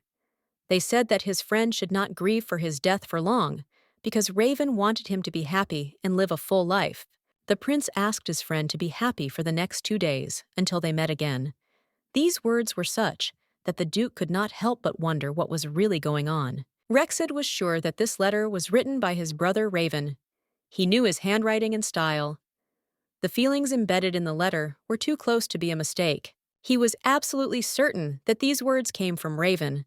It was impossible to imagine that anyone else could write with such sincerity and such deep emotion. At that moment, the door swung open, and Rosika walked into the room. She was shocked by what she saw, and her face reflected unimaginable amazement. When she saw the letter, she immediately turned to His Highness, and noticing the expression on his face, realized that something important had happened. Rosika was shocked by everything that was happening. Rexide turned to her, and his face expressed fear. He was clearly scared. It was obvious that he was worried and did not know how to react to everything that was happening around him. He asked her with concern how she had managed to obtain this letter. He could not understand how she could have ended up in this place, and how it was possible that she was holding such important words in her hands. He begged Rosika to tell him how and when she had received this letter. His eyes were full of fear, because in these lines was hidden the answer to questions that he could not find himself. Rexid continued to press, asking her to explain how she was connected to this letter. His voice was full of worry, desperate for clarification. Rosika looked at the letter, and the butler noticed that she was truly incredible. He couldn't understand how she could have ended up in this situation and what she was going to do about it now. She turned to the butler and asked him to give her a minute. She felt she needed some time to process everything that was happening and decide what to do next. The butler, in turn, believed that the letter should be sent to the imperial palace as soon as possible. He understood the importance of this message, but did not know what was actually going to happen. He was surprised that Rexide was here in this place, but he was even more surprised that the gentleman looked more tense and agitated than ever before. The butler couldn't understand why Rexide had such a tense look. He felt that something important and disturbing was about to happen, but he didn't know what it was. Rosika sighed heavily, and the butler suddenly remembered something important. He began to suspect that this moment could be decisive in the fate of everyone involved in this strange story. The butler, with some excitement, said that the gentleman must definitely look at this letter, as it was simply amazing. He could not understand exactly where it came from, but the impression was strong. The butler also looked at himself in the mirror and was surprised. He did not expect to see such a reaction, but strangely enough, the Duke suddenly came up to him and hugged him tightly, which puzzled him even more. The Duke kept thinking that there might be a possibility, that the Crown Prince had actually returned, even though everyone around him knew it was almost impossible. But apparently, he was so sure that he believed in a miracle. However, despite all the doubts, the Duke was more willing to believe in a miracle than to look for a rational explanation for what was happening. He was convinced that this was the very moment when the incredible became reality. He casually called the butler Raven, but he smiled and said that it was not so. It was not His Highness, and he could not accept such an address despite the strange situation. A female voice suddenly came from behind, and the girl standing there said that it was indeed not the Crown Prince. She was confident in her statement and clearly had no intention of letting the Duke be mistaken. The Duke, shocked and confused with tears in his eyes, laughed nervously, trying to hide his feelings. He did not know how to react, but everything that was happening was putting pressure on his nerves. He admitted that this was indeed the case, but he still could not understand where this letter came from. His doubts and worries continued to grow, and the question remained unanswered. The Duke was sure that the letter had been written by Raven himself. He continued to believe this despite the absurdity of the situation, and did not even want to think about how it could have been otherwise. But the girl, with patience and calmness, said that she had written it. She was the only one who could help, and she did it in order to support the Duke in his aspirations. She said that in order to help him, she had to copy the Crown Prince's handwriting, because that was the only way she could approach the problem. She did all this with the best of intentions. With a sincere apology, she added that she had not intended to offend him. She had not thought that it would cause such emotions in the Duke, and she was ready to apologize for any possible misunderstandings. The Duke, after a few seconds of thought, understood her. He sighed deeply as if relieved, and without further ado threw the letter on the floor, forgetting all the worries it had caused. In the evening, standing on the balcony, he smoked a cigar, lost in thought. The butler, noticing his habit, reminded him that he had quit smoking long ago, but now it was the only thing that helped him cope. Today, the owner decided to continue his habits again, immersing himself in old affairs. His attention was riveted to something important, and he could not be distracted despite what was happening around him. The butler, observing his behavior, could not help asking. He wondered what had prompted her to write such a letter. He realized that it had been a great surprise for him, almost a shock. She admitted that she now regrets this action. At that moment, she wanted to check whether she could forge the handwriting so skillfully as to mislead even the Majesty himself. Looking back now, she realized that it was an unnecessary action. At the time, she had no idea that all of this would be beyond her control and become such a major part of events. She and the Crown Prince were born in the same year in the Imperial Palace and spent their entire childhood together, communicating, playing, and learning about the world. This brought them closer together, and they became inseparable friends from a very early age. When the master came to the lands of Drax, the Crown Prince, despite his busy schedule, often visited them. These visits always brought joy and excitement to their homes, strengthening the friendship between them. Their relationship was always marked by sincerity and respect. This was evident from the way they often exchanged letters, in which they did not hide their feelings and thoughts, trusting each other more than anyone else. When the Crown Prince died, the owner, in deep shock, sank into apathy. A strange coincidence. It all happened right on the way to the lands of Drax, for which he was responsible. The lady believed that what had happened was part of someone's carefully planned intrigue aimed at accusing His Majesty of murdering the Crown Prince, disrupting everything they had built for so long. The butler noted that at first this did not bother him much. He was overcome by inner unrest, and false accusations or other problems could not distract him from his condition. He was not himself, as if lost in his thoughts and experiences. Today, despite the outward calm, the situation had not changed much, and he remained just as depressed. He continued to pretend that everything was fine, hiding his pain, but his face and actions said otherwise. He could not forget the death of his friend, who was once close to him. The butler asked her if she knew why the master often stood in front of this birch tree. He noted that it was a habit that had taken root in him and could not help but arouse interest. The girl did not know the answer, so she asked about it. The butler said that when he first came here, this birch was the first gift that the Crown Prince brought for his friend the owner. It was a young birch sapling, and he knew it had been planted there as a symbol of something new, perhaps for both of them. This moment was like a new chapter in their lives. The butler turned to the lady and said that it seemed that she could not handle the sapling because she was tormented by remorse. It was obvious from her face she felt uncomfortable. It was strange because she had previously been involved in fraud, destroying the lives of entire families for her own gain. She never thought about the consequences of her actions, did not pay attention to the troubles of others. She spent other people's fortunes as if it were her right, even if they were earned through sweat and blood. All she wanted was to earn more, and she did not think about the moral side of her actions. But now that she was faced with real remorse, it was a completely new experience for her. She didn't know what it meant.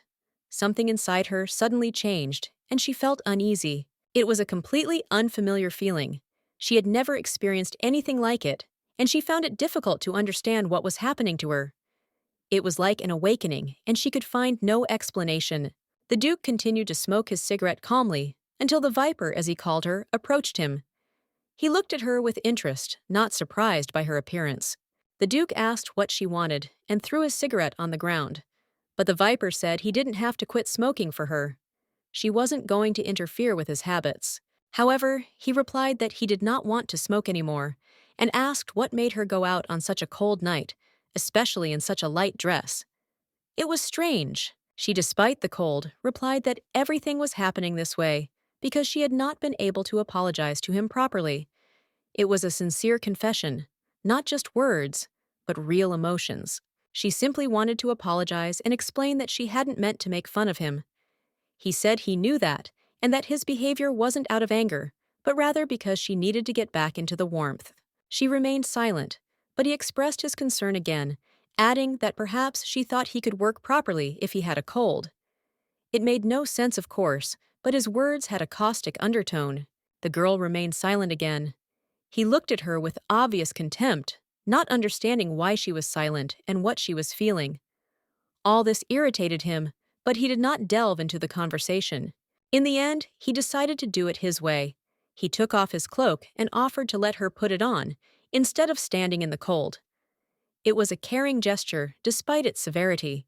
She began to talk about the crown prince, wondering what he might do if he were next to his friend now, and what exactly he would say in response to his actions at such a moment. Deep down, she thought that perhaps the last time he would say these exact words to his friend would be the last time he would show his attention and care. If her words had upset him in any way, she sincerely regretted it, as it had not been her intention. She was ready to apologize if it might upset him. He responded with a small smile, looking up at the sky. He said that everything was fine, and it didn't bother him, trying to reassure her and show that everything was under control.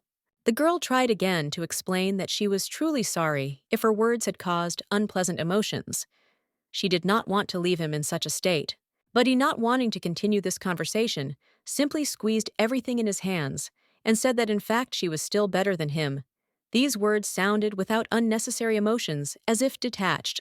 They had never met, never spoken, but she felt she knew him much better than he knew himself. She saw how he worried and could understand him without words. She was sure that Raven probably cried when he wrote his last letter, and that's what she felt even without seeing him. There was some special connection in her heart with him. She lowered her eyes, not knowing what to answer. Her thoughts were confused, and her feelings were deep. She did not want to say too much, but it was also difficult to remain silent. Then he began to laugh. His laugh was not evil, but rather relieved, as if he had finally realized that he had forgotten to answer the letter the girl had spoken of. He added that it wasn't really just Raven that he felt that way about. He realized that he hadn't tried to understand him, and had never tried to comfort him. He was too busy with himself. The girl asked what the crown prince was really like, what was hidden behind his image. She was looking for answers, realizing that every person is more than what seems at first glance. The Duke thought about his friend, whom he considered almost a brother, and often recalled the moments spent with him. It was Raven for him. This man was an important figure, despite their differences. Raven van Hexen, the Duke's older brother, was his best friend. Despite his seniority, the relationship between them was as if they were peers and shared many things. Although Raven sometimes seemed like a younger brother, that the Duke wanted to protect his features were soft and gentle. Raven was a kind person who often showed vulnerability, which was noticeable to everyone. He cried often, which was not surprising for the Duke. From the letters, one could understand how emotional Raven was, who did not hide his feelings and experiences. Rockseed's mother died shortly after his birth, and he grew up without true parental warmth and care. This left a mark on his life, and he always felt a lack of this important love. Unlike Rex, Raven had an Empress who acted as a mother figure supporting him, which made his friend envious. Rex always envied this because he never had the chance to experience something like this. Even though Raxid tried to hide his feelings, he was well aware that his friend was jealous. He noticed it in the way Raven was always surrounded by care, unlike him. When Raven was still a small boy at the age of 6, he began to call his father Emperor. This expression of respect was his way of understanding his place in the world, his connection to power. Raven's mother called her Majesty Empress, because that was the custom. Raven was surprised to hear that Raven had started doing that at such a young age, and wondered about the meaning of those words. The Duke laughed, noting that Raven probably just felt sorry for Rexid. He also added that Raven was terribly afraid of his father, the previous emperor, and always tried to please him. Even when Raven was scolded, he could not stand aside. He always admitted his mistakes, so that they would share the blame with him, and often cried, worrying about it. They said he lied when he said he was the one who suggested his friends skip class and go play. However, that was an important point. Sometimes it is better to be together than to do useless nonsense. The girl asked, what was it about that sentence that could be difficult? The gentleman replied that his friend was incredibly kind and was always there when he needed support. He didn't know how he knew it, but he always knew when something was bothering him. And every time he was having trouble, he could talk to him about it, and it brought relief. It was amazing when you thought about it. Raven never left him alone. His constant support and attention were like an anchor in his turbulent world, giving him the strength to survive any trials. Rexid never felt that he was in trouble because he was confident in his strength and ability to protect his friend. But as it turned out, he was mistaken, believing that everything can be solved only by force. Despite all his resilience, Rexide could not hide his inner fear and pain. He was on the edge, but even in these moments when he needed support, there was no one who could comfort him. When his friend died, Rexid didn't know what exactly could help him at that moment. So deciding to understand what was bothering him the most, he asked the girl what was bothering her about this issue. He thought it would be better if his friend hated him like that stupid Raven. After all, he couldn't bear the pain of loss, much less hurt someone else. He was too sensitive himself. The girl agreed with his opinion. Crown Prince Raven was indeed the kind of person who preferred to hide his feelings, not showing true pain, leaving others to think that he was invincible. She thought that if Raven knew that there was someone around him who could understand his pains and worries, he might be a little more open and honest about his feelings. She could be that person. In the lead up to his death, she understood how much pain Raven was in. His friend's death had left a deep wound in him, and she could understand how hard it was for him to bear that burden, what was truly causing him to suffer. She would try to comfort him, find the right words to help him cope with it. And Rexide, having lost his friend, continued to struggle with himself, but his mind and soul were in turmoil. Rexid continued to act strangely and awkwardly, as if he was losing his mind from grief. The girl, noticing this, suggested that they wait. She noticed how dust got into his eyes and decided that perhaps this upset him. She gently wiped away his tears and told him that he should think better of the fact that His Majesty the Crown Prince had always wished her only happiness and continued to wish the same at this moment. After all, the Crown Prince, as a kind and gentle man, would never wish for anyone to take revenge for him, since revenge would only lead to more suffering. He, however, began to say something, trying to justify his feelings, but the girl quickly interrupted him, stating that she categorically disagreed with his thoughts. She didn't want to convince him to give up his revenge, but she definitely wanted him to stop blaming himself for the man's death. She offered him to fulfill the Crown Prince's last wish so that he could calm down and find peace in his soul. The Crown Prince's wish was clear. The Duke had to be happy, and she was going to help him achieve this. If Rexide's heart can only be calmed by doing something with him, then she is willing to help, promising to find a way to make him happy. If he decides to catch the criminal and lock him up forever, she is ready to help him with this. And if he wants to fulfill the Crown Prince's cherished wish, she will also be there. That was the reason she was by his side. There was nothing she couldn't do to achieve his goal. Lady Rosika has been given the title that is usually given to the direct relatives of Duke Drax. It is the title of princess, and she will be first in line to succeed the head of the Drax family. The title was originally intended to go to either the Duke's sister or his daughter, but fate decreed otherwise. This was an unexpected turn of events, as other family members were awaiting the choice. However, Duke Rexide himself, known for his decisiveness, declared that he would do as he decided. And although the girl objected, he could not understand why she was so opposed to this decision. For the Duke, this decision made no sense, because he did not think that it would somehow affect the girl. After all, after she helped him become emperor, she might have to return to her old business. He guessed that the reason for her displeasure was different, but she still said that it all seemed too strange to her. She could not understand how a new successor had suddenly appeared, and it all seemed incredibly confusing, especially since the chosen candidate is a person who spends most of the year on the battlefield. And what's more, she is not a man, but a woman. This seemed completely ridiculous, and in general, her origins looked dubious. This decision raised many questions, as it made everyone wonder what exactly Duke Rex was planning. But in his eyes, it was a logical step to appoint a woman as his heir. The whole world knew that the Duke was not interested in marriage, but not in the imperial palace, where its own rules and dogmas reigned. This fact was well known among the nobility, but remained a secret to the majority. It is not surprising that the Duke was not only not interested in marriage, but even avoided it. He was considered a man who had not entered into a single union, which meant that he had an indisputable successor, which removed many questions. Everyone around will probably think that the owner who can't stand unnecessary worries and prefers minimalism chose the most obvious color for her. She thinks that this is exactly how it is. It is a logical choice. When His Majesty, a man accustomed to life on the battlefield, suddenly appointed a woman as his successor, it caused confusion among many. In the eyes of those around him, it looked like an attempt to settle the situation and simply close the matter. The butler noted that this was quite possible, although he thought that appointing a woman as successor was too hasty.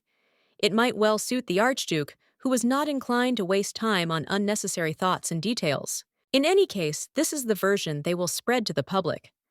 John also noted that the title Princess would be most appropriate for her new role, because this is exactly what she represents in their eyes. He felt the tension, realizing the gravity of what would come next. After all, when all these things were completed, he intended to drive her out of the family, leaving her with no important status or rights. After he himself becomes emperor, he will offer her the opportunity to return the title if she herself wants, but this will be at his discretion, and her position in this matter will depend solely on his decision. It was quite a tempting offer, as the title of princess was perhaps the safest place for her in the current circumstances. It had the power behind it to ensure her safety. She agreed without hesitation, and then signed all the necessary documents, realizing that her fate would now depend on this decision and the title she would receive. In gratitude for all he had done, she asked him to take care of her, and as a sign of special affection, called him Daddy, which was another step in their relationship. He choked, and the girl didn't immediately understand what had happened. He choked when she said the word Daddy, which clearly confused him. It was clearly not a word he was accustomed to. The girl noticed that the age difference between them was only 4 years. Sometimes it seemed to her that she was going a little overboard, trying to build conversations with him as if he were older people. Perhaps she should start calling him little brother, she thought. It would fit their age context perfectly and cause far less confusion on his part. He groaned again, and the girl noticed that his face was bright red. He looked like he wanted to sink into the ground, embarrassed, trying to comprehend what had happened. Rexed van Hessen was third in line to the throne, and his influence on the main political circles was undoubtedly great. There were always many rumors, intrigues, and important meetings around him. He was not only smart, but also strong, although he often seemed rather simple-minded. She thought that his brain had muscles too, and that he knew how to fight not only with words, but also on the battlefield. She also noted in the letter that he was a bonfire, but as soon as he noticed it, she quickly began to erase those words, realizing that he might not like them. A slight irony remained in her soul. She assumed that the palace should have sent a reply letter by now, confirming that they had received her message. It should have been quick and without delay, but she was still a little worried. The gentleman said that he had already returned, and that after receiving her letter, the process from the imperial palace would take about 2 months to reach the lands of Drax. The waiting time was considerable, but unavoidable. They agreed that they would call the imperial knights to show off the living crown prince. She was not worried about this plan, because it was all designed to show everyone that the prince was alive and well. He was going to invite the nobles of the northern region, so the girl had to take that into consideration. Although she would only be the heir in name, they still had to announce the arrival of the princess, even if her role was symbolic. The girl decided to ask him if she could ask him why he never got married. It seemed curious, especially considering his situation. The question was not casual. She really wanted to understand the reasons. The Duke, noticing her curiosity, asked why he was so interested in this girl. She explained that it was important to her because it was not every day that important figures were asked such a personal question, and she could not ignore it. All this is connected with the fact that marriages among aristocrats are often used for diplomatic purposes. For the Duke, who aspires to become an emperor, such a step would be useful. This understanding made the girl think about the real motives. The Duke replied that he had no particular reason to marry. She thought that perhaps he had never met the right person. However, she could not fully believe his words, that he simply did not want to. Aristocrats usually marry for a variety of reasons: to restore the family line, to improve their position, or even to find true love. But if the marriage conditions do not match these goals, then such a union is unlikely to be consummated for love. There were many aristocrats in the government, but even more in the imperial family. It would be interesting to know why the crown prince remained single until he was 25. It was strange because such questions usually did not go unexplained in such a high circle. He had a beloved girl, probably the one who would play the role of the Empress. However, despite her importance, he was not the typical man who would simply abandon his beloved for another union. He thought that he had many other things that were causing him pain, but of course the most important was the prince's blood. It was obvious that Her Highness had more than one or two things that were causing him headaches. Rosika, watching him, thought that he probably had reasons not to marry, and it was most likely connected with something personal. After all, the name he gave her was not accidental. It was not just the first one that came to mind. Intrigued, she decided to find out more about Rosika. He turned away and said that she was not just a constant companion, but a person with whom he would not dare to build anything serious. She replied with a smile that he shouldn't joke, and it seemed that there was a woman he was trying to keep quiet about, and her name was Rosika. Was he hiding something, or was it just a fantasy? But he explained that it was not as she thought. If he ever had a daughter, he wanted to name her Rosika. It was just a guess about the future, nothing more. Rosika noted that if he had already thought of a name for his daughter, then perhaps he was not so against the wedding. All this indicated that he would probably decide to get married someday, but right now, it was not so important. The girl assumed that this meant that although he was not thinking about marriage now, if someone came along who interested him, he might well make a decision and marry her in the future. In order to become emperor, he had to fill the vacancy of the archduchess. She asked him to throw a magnificent reception in honor of her joining the family, to make the event as festive as possible. She wanted to invite all the aristocrats in the area to congratulate her. This was a moment that deserved attention, and she didn't want to miss the chance to demonstrate her importance. The young girl who became a princess, thanks to a lucky acquaintance with a duke, will now behave like a little child. She enjoyed the moment, doing what she liked, and doing everything that brought joy. But aristocrats alone were not enough for the celebration. She thought it would be boring, without congratulations from high-ranking persons. So she decided to accept congratulations from the king-queen and the prince himself. The duke asked again if the girl really wanted to invite King Ravita. He was surprised by her request, because the decision could affect the entire course of events. He waited for her to clarify her intentions. The girl confirmed her request, but the duke expressed doubts. He noted that Ravita came from a barbarian family without proper upbringing, and that the king could be rude in his treatment. The girl calmly replied that if Ravita behaved inappropriately, he himself could shut him up. The duke in turn began to say that even if everyone united against Ravita, he would still defeat everyone. She reminded him that the small kingdoms and their rulers might not be planning to attack right now, but they were keeping a close eye on the situation, gathering and observing without doing anything. Of course, she knew that if there hadn't been such a strong leader as Rexide, they would have broken through into the Empire's territory long ago. Without him, the borders would have been destroyed, and mad activity would have begun. She couldn't help but notice that Rexide was truly an incredible person. Even if she exaggerated a little, everything she said was true. This man had a special majesty and strength. It was because of Rexide that the Empire could stand unconquered. It was a reliable defense against the northern countries, the small kingdoms that watched everything with interest, ready to intervene in case of weakness. Ravita was the most powerful of the minor kingdoms, and their strength could play a significant role now. However, the Duke reminded them that Rosika had never met them in person. He warned them that the Ravitans were extremely rude and used to doing as they pleased. Rosika calmly replied that it was not scary. If someone dared to say something unpleasant about her, she would definitely tell him about it. She was clearly not afraid of possible ridicule or rudeness. She understood perfectly well that the Duke could not be with her all the time, watching over her every second. But she did not demand it.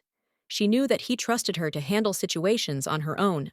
However, When she looked at him, she noticed that he looked worried. His expression was like that of a caring bird, carefully guarding its chick. This moment even amused her a little. However, it was time to leave the unnecessary talk and get down to business. They could not waste time on empty thoughts. An important discussion awaited them ahead. With so many servants in the estate, Rosika immediately noticed that it now looked more like a place where people actually lived, rather than a dull fortress. Everything looked more lively, if a little unusual. However, the Duke was irritated. He was not used to this kind of thing, and what irritated him even more was that he was about to meet an aristocrat. This was the first time he had ever done this, and so he was now forced to learn etiquette, which he was completely unaccustomed to. The more the Duke thought about it, the more horrified he became. He couldn't understand how this was connected with etiquette, because in his opinion, Rosika was simply leading him by the nose, passing off some strange things as rules. At this point, Owen the butler came over to ask how the training was going. The Duke stared at him in obvious shock, then annoyed that he must have forgotten his eyes at home to think everything was going well. Rosika chuckled and shook her head, advising the Duke to watch his words. Her gaze was mocking, as if she knew in advance how events would unfold next. She then asked Owen to demonstrate one of the examples to the Duke, mentioning that a certain remark was about to follow connected with a thief. The butler turned to Rosika and asked her an unexpected question. Was her father a thief? The girl froze, blinking in confusion, and then smiled tensely, trying to hide her confusion.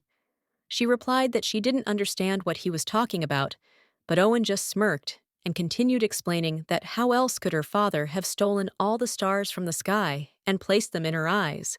Rosika flushed, but pretended that she was pleased to hear such words, although deep down she felt awkward. But the Duke was literally shocked by this scene. He was shocked and, with obvious indignation, declared that he definitely could not do that. Owen raised his eyebrows in surprise, shocked that the Duke couldn't even say such a simple phrase. Rosika looked at him in confusion, not understanding why this was so difficult for him. The Duke, although he was a little slow-witted, even began to realize that this etiquette lesson was somehow strange. He opened the book and read the following example. They say that all the confectionaries of the world went bankrupt because the sweetness of Rosika eclipsed their products. He frowned as he continued reading. It read, I don't understand what you're doing here. You're an angel who will protect heaven while you're gone. Owen chuckled and noted that it sounded more like a commander's speech before a battle. Rosika sighed heavily, reminding him that they had been training for 3 days now, but the Duke was not making any progress. The Duke exploded with indignation, declaring that even a complete simpleton could see that these phrases were intended to seduce girls. He demanded why he was being taught such things. Rosika calmly replied that everything was simple. He had to learn how to seduce a girl. The Duke narrowed his eyes slyly and grinned. Now everything was clear. She had finally revealed her true face, a fraud. He leaned forward, wondering who exactly he was supposed to seduce. But Rosika just remained silent, not rushing to give an answer. A moment later, she calmly announced that his target was Princess Ravita. The Duke stood up and said that she seemed to have gone mad. The girl noted that he said that he wanted to avenge the death of the crown prince and become emperor. All of this was part of her plan, so he should follow it. But the gentleman said he wasn't going to do that, so she asked again if he really was sure of it, and then she asked again if he thought about it before answering. He started shouting and saying that a new successor would be needed, so she tells him to get his hands on the small kingdom and be recognized as the successor. She noticed that he really understood everything well. The gentleman noticed that she did not think about it at all from the side of Princess Ravita. She tells him to marry a woman he has no feelings for, so he doesn't understand what the princess did wrong. Rosika said that if he did the same to her, then he might actually fall in love with her. The Duke began to say that it was impossible to do this just by wanting to. The girl asked him to listen to her and began to talk about the fact that all members of noble families conduct dynastic marriages. This is a well-known practice. The Duke said that he knew about it. Raven also had a headache because of all these marriage issues, because of the stress he seemed to have aged 10 years. Rosika told him not to let it get to the point where he too starts to get a headache, and that he should learn everything. He has no good or anything, no power in political circles. no connections. In order for a prince like him, who has nothing to be able to rise to the top, only this method will do. If he is not ready to make even such a sacrifice, then it is better to give up everything right now. The day that many had been waiting for had finally arrived. The majestic procession of the royal family of Ravita crossed the borders of the duchy, approaching the place of celebration. Their arrival marked the beginning of a long-awaited event for which they had been preparing with special trepidation. Among all the small kingdoms, only Ravita had the honor of being present at the celebration. This meant that they were recognized as special, which caused them indescribable delight. Being invited into the inner circle was a great honor for them, and therefore they felt incredibly happy. They were especially pleased that, unlike the noble guests from the north, who were supposed to arrive on the day of the celebration, they were given special attention. This once again emphasized their privileged position and importance in the eyes of the host. To show Ravita the respect he deserved, they were asked to arrive early, 2 days before the celebration began. This gesture emphasized the importance of their presence, making them feel truly special among all the guests. The game had begun. Everything that had been planned had to be realized. Now it was time to act. From this moment on, every step mattered, every word could influence the further course of events. Rosika looked at the Duke carefully and said softly that if he was still in a bad mood, she would not like him to be angry. She tried to speak calmly, letting him know that she had no intention of irritating him or causing him displeasure. She also expressed her sincere regret that she had forced him to do something he did not want to do. It had not been her intention at all, but circumstances had developed in such a way that she had had to insist. She hoped that he would understand her intentions correctly. However, the Duke suddenly admitted his guilt. He said with a slight grin that he should apologize for his behavior because he behaved like a child. In response, the girl asked him to try again, offering to practice together a little bit beforehand. The Duke agreed, although he seemed to be thinking about something, choosing his words. At that moment, he looked completely different, not like usual. He was surprisingly nice, almost charming, and there was no denying that he was a really attractive man. Suddenly, he looked up, and a little embarrassed, but with a hint of playfulness, asked her if her father was a thief. This unexpected question caught her off guard, and she was taken aback for a second, not knowing how to react. Pretending not to understand what he was talking about, she asked him with slight bewilderment what exactly he meant. However, her intuition told her that this was some kind of trick, but the solution was still elusive. If she thought about it, she might have a decent answer. However, before she said a word, she decided to wait for the Duke to explain. The question was too strange to give a serious answer right away. The Duke hesitated for a moment, but then gathering his resolve, he spoke. He looked at her carefully and said that the stars, they really were all here. There was sincere conviction in his voice. But Rosika still didn't understand what he was getting at. Frowning, she asked him again what he meant. The Duke looked confused, but explained anyway. He was saying that her father must have stolen all the stars from the sky and placed them in her eyes. Immediately after these words, the Duke suddenly jumped up and started running back and forth as if trying to hide his embarrassment. Rosika simply watched him, not knowing how to react to this. She blushed slightly, looking at him with slight surprise. Having collected her thoughts a little, the girl asked him to stop and listen to her. She wanted to say that his phrase sounded not bad at all. On the contrary, there was something in it. He may not have understood it himself, but he did it quite well. No one knows what might happen in the future, so she explained to him that the most important thing is to just do as he has learned. Don't get hung up on details, the main thing is sincerity. Then everything will look natural. Hearing this, the Duke literally blossomed. He was delighted with the thought that this was enough and that his efforts had not been in vain. At that moment, he was completely confident in himself and believed that he had passed the test with honor. Rosika confirmed his suspicions, letting him know that he had indeed succeeded.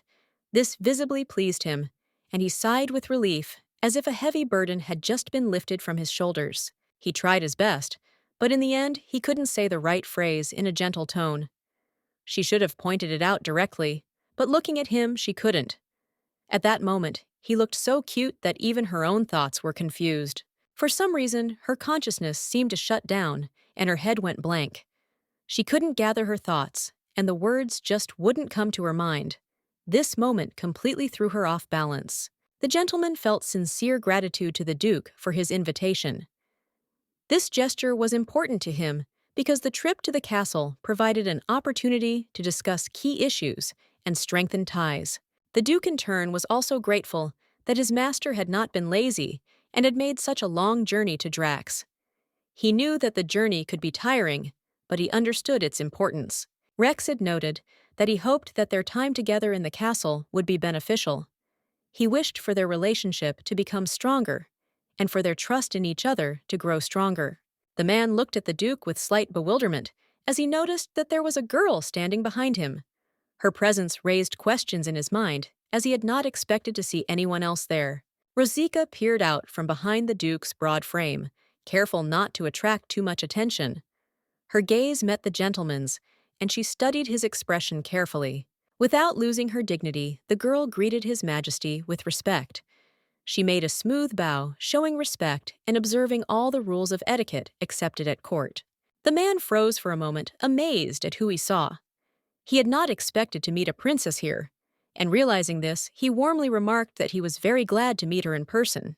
The Duke, watching him, couldn't help but think, if this giant wanted, he could simply blow away Rosika with one breath. The difference in their sizes was impressive. The girl introduced herself in a calm, confident voice. She expressed her sincere gratitude for his kindness and for taking the time to visit their castle, showing such respect. The king replied with a slight smile that they had brought Ravita's treasures as a token of congratulations. He hoped that these gifts would please her and would be a valuable gift for her. Their presence alone was significant to her, but to receive such luxurious gifts was unexpected. Now she felt completely forgiven before him. Reading the history of the kingdom of Ravita, she wanted to meet this man more and more, but she couldn't even imagine that he would so easily accept their invitation and come himself. The gentleman was amazed by this discovery. He did not expect that the princess had studied the history of their country so deeply. This clearly spoke of her inquisitive mind and curiosity. Ravita's story was little known even among her subjects. It seemed all the more surprising that a young aristocrat from another empire was reading it, and with such interest. Of course, this was admirable. Few people paid attention to these notes, and even less so people who had nothing to do with Ravita. Her knowledge was pleasantly surprising. Rosika shared with delight that she was particularly impressed by the exploits of the first king. When she read about his exploits, she got goosebumps from admiration. She especially remembered his famous phrase, "If a man must die, then let it be on the battlefield," and also the part where the head of the times of frost was mentioned. The king laughed, noting that he was pleasantly surprised that a noble lady from a distant empire had shown such a keen interest in the history of a wild state. He had not expected that someone from the aristocracy would want to learn about the past of his people. Rosika replied that if no one had told her this story, she would never have learned about all this in her life, and such knowledge is priceless. Isn't it a pity to lose the opportunity to learn something that can change your view of the world? She then reminded the king that he himself had spoken of the deep connection between Ravit and Drax. Moreover, he had personally chosen a book for her that detailed this story. So he too thought it was important. She watched his reaction carefully, waiting for confirmation.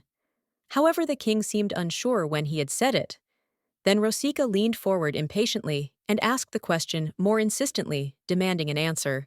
Finally, the man admitted that he had indeed been looking for the book for a long time. The king remarked that it was a great honor for his people to see a man who was so interested in their history and of his own free will.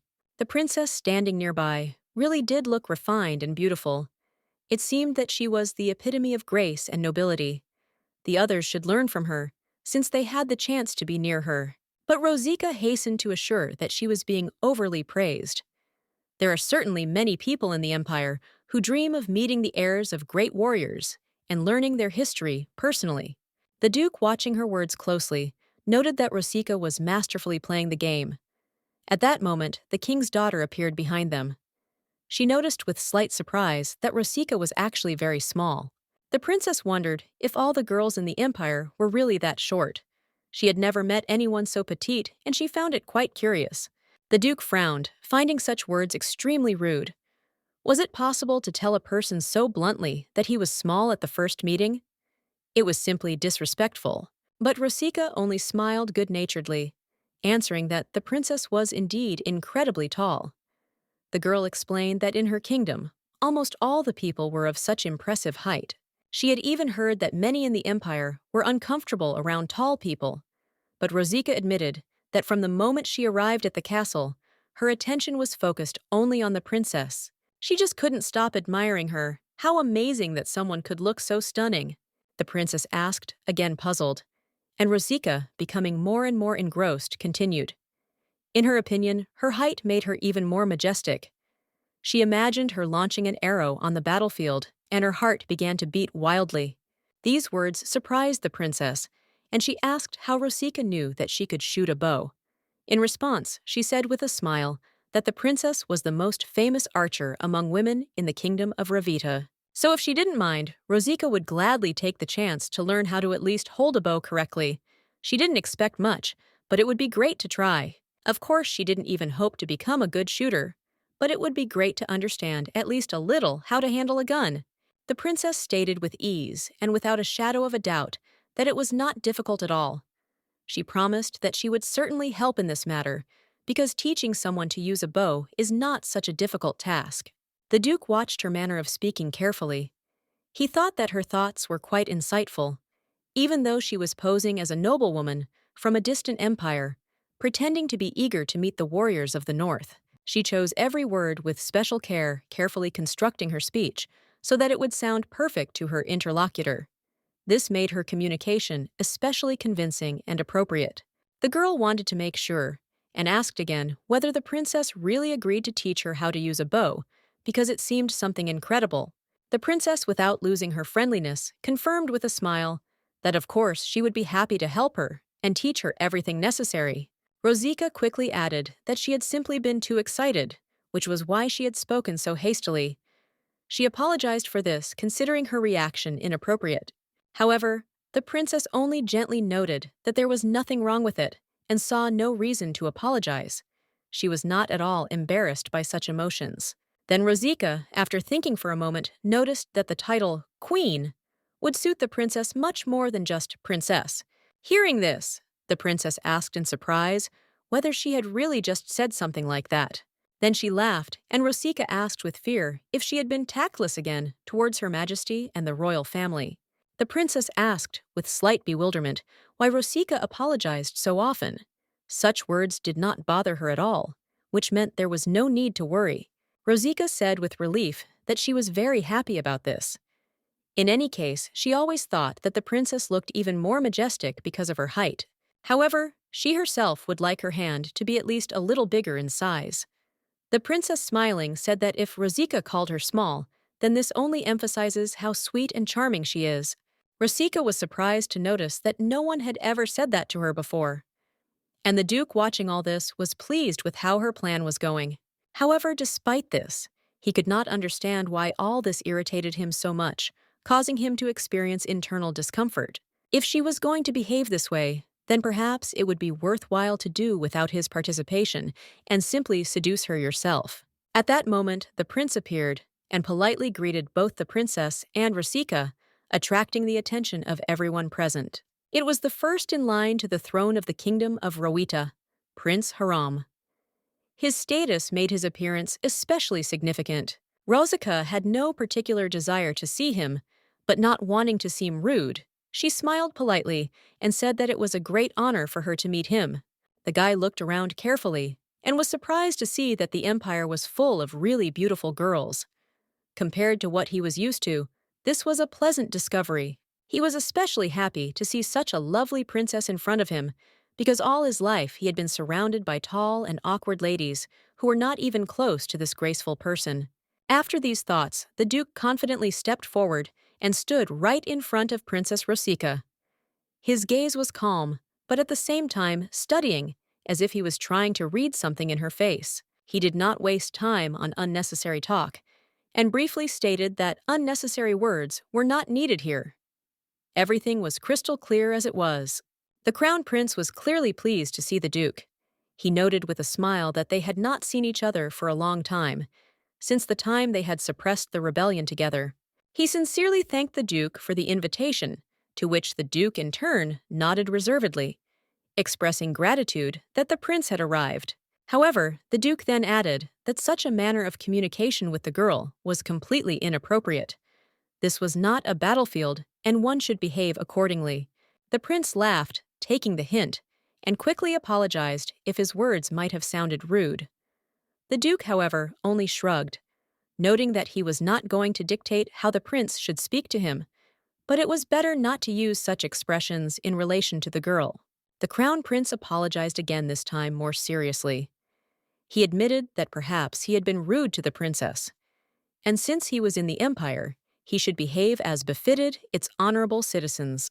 He admitted that he was only well acquainted with the archduke, which was why he allowed himself such a casual tone.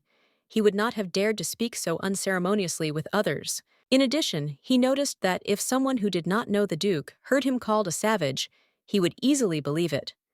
There was something rough, almost wild about him that the prince liked so much. He seemed like a man of his own kind. Suddenly, as if to himself, he added thoughtfully that it seemed to him that the princess had shown interest in military actions. It was unexpected, but curious. The prince continued recalling how they lined up the rebels who dared to raise a hand against them, and then slowly and methodically flayed the skin off each of them. Rosika tensed. She realized that the prince again did not realize where he was and to whom he was saying such things. Without thinking, she grabbed his hand sharply and ordered him to stop immediately. Then, softening a little, she apologized for his words and asked those around him to be understanding of his complete lack of upbringing. The duke nodded calmly, agreeing with the prince. He knew better than anyone what a life of battle meant, having spent many years on the battlefield himself. These battles had hardened him, and so he understood what was being said. The crown prince, on the other hand, looked slightly puzzled. He saw nothing terrible in what had happened and wondered why his sister was acting so seriously. It seemed to him that she was attaching too much importance to the situation. Rosika immediately cut off his thoughts, telling him to shut his mouth. Her father, Duke Rexide, only nodded approvingly, fully supporting his daughter. His gaze showed that she had said exactly what was needed. The greeting had already dragged on, and everyone knew it. Deciding not to drag out the formalities, they agreed to end the conversation. The Duke invited the guests to get comfortable, thus indicating that they could now relax. After that, Rosika turned to the crown prince, clearly about to say something important. Her gaze took on a concentrated expression, and her lips were ready to utter carefully chosen words. Before she spoke, however, she turned to the butler. There was a note of concern in her voice as she asked if everything was all right. Owen seemed pleasantly surprised by the attention, and smiled, and replied that he was very pleased. He began to talk about the palace, its traditions, and how the royal family had reacted to Rosika's arrival. According to him, the princess and the courtiers had been talking about her almost non-stop, clearly impressed. They had only arrived here half an hour ago, and already Rosika had managed to conquer those present. This realization pleasantly warmed her soul. At that moment, the Duke entered, and looking at her, suggested that she might have felt afraid. She immediately asked what they were talking about. Her brows slightly furrowed. The Duke explained that he thought she was frightened by the scene with the skinning or whatever they called it. There was a hint of irony in his voice. However, Rosika, without the slightest hesitation, replied that, if that was what he meant, she was not at all afraid. There was a slight mockery in her tone, as if the matter was not even worth discussing. The Duke sighed and clarified that she shouldn't misunderstand him. He had indeed gone there to stop the rebel army, but the whole skinning thing was complete nonsense and had nothing to do with the truth. According to the official version, the rebel troops were destroyed by the army of the kingdom. At that time, this foolish prince was at the head of their forces, and that is why he was now spreading such rumors. Judging by Rosika's face, Prince Haram's words had hurt her, but he added, as if by chance, that he did not enjoy the process of skinning at all, and he did not like to laugh at such moments either.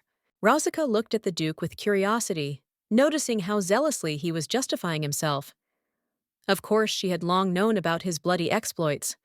Hundreds of enemy heads left on the battlefield spoke for themselves. The Duke tried to explain, but the girl only calmly noted that he did not need to try so hard to look good in front of her.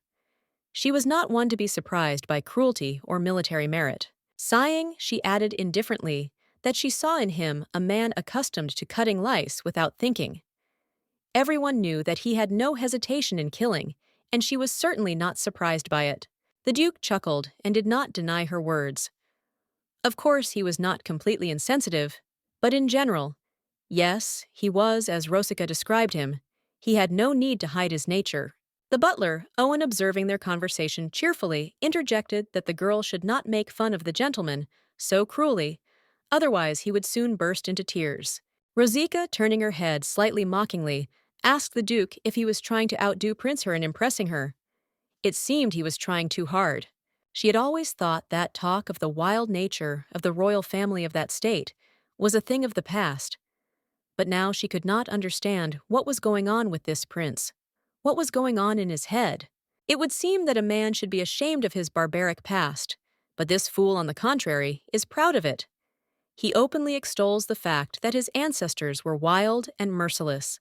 It feels like time has turned back, like they are going back to their roots. This could be a problem. However, the decision was made to keep these people close and try to win them over. But if this prince suddenly decides to enter the central political arena, they will only face evil looks and mistrust. Not everyone is ready to accept him with his barbaric heritage. However, among the inhabitants of that state, there are now almost no people left who hate the people of the empire. Times are changing, and the boundaries between peoples are becoming increasingly blurred. However, if it so happens that such a person becomes the next ruler, the situation may become more complicated. The king is clearly worried that in the eyes of the world, his state will again appear as a gathering of savages. As far as Rosica knew, the king had originally had 18 children, princes and princesses. But eventually, they were all killed by himself, leaving only one heir. Here's how you can expand each paragraph while maintaining the original plot and context. The butler, noticing that she was hesitating, asked her again if she meant that the royal family had other children besides the prince and princess. The Duke, in response, confirmed this without hesitation. The King of Rowetta was known for his strict position on morality and honor. He did not forgive anyone whose actions could weaken the authority of the palace. The image of the royal family was the most important value for him.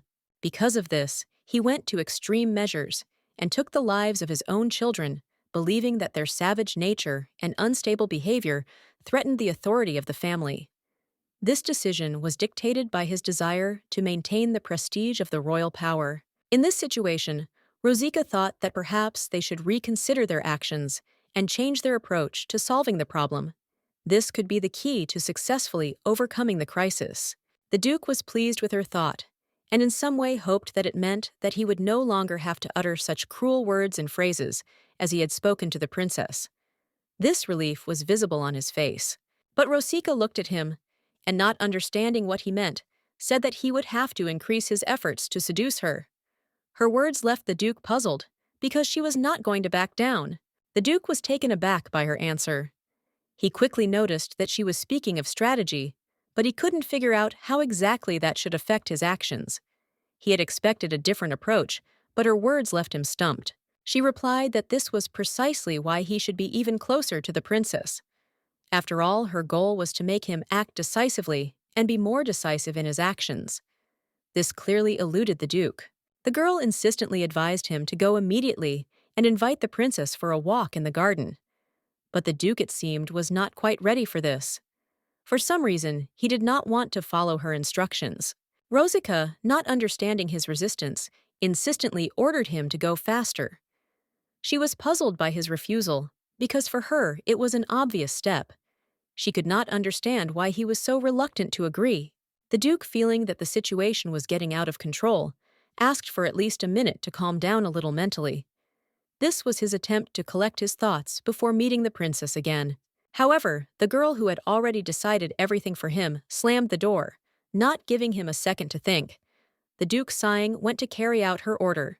This was the moment when he realized that he could not stop her determination. As they hid in the bushes, the butler, clearly unsure of their actions, asked again if they really should follow this plan. He was not sure if this was the right way, but he continued to follow the instructions. The lady replied that the situation reminded her of a small child who is afraid to go into the water. He stands on the shore, but does not dare to take a step.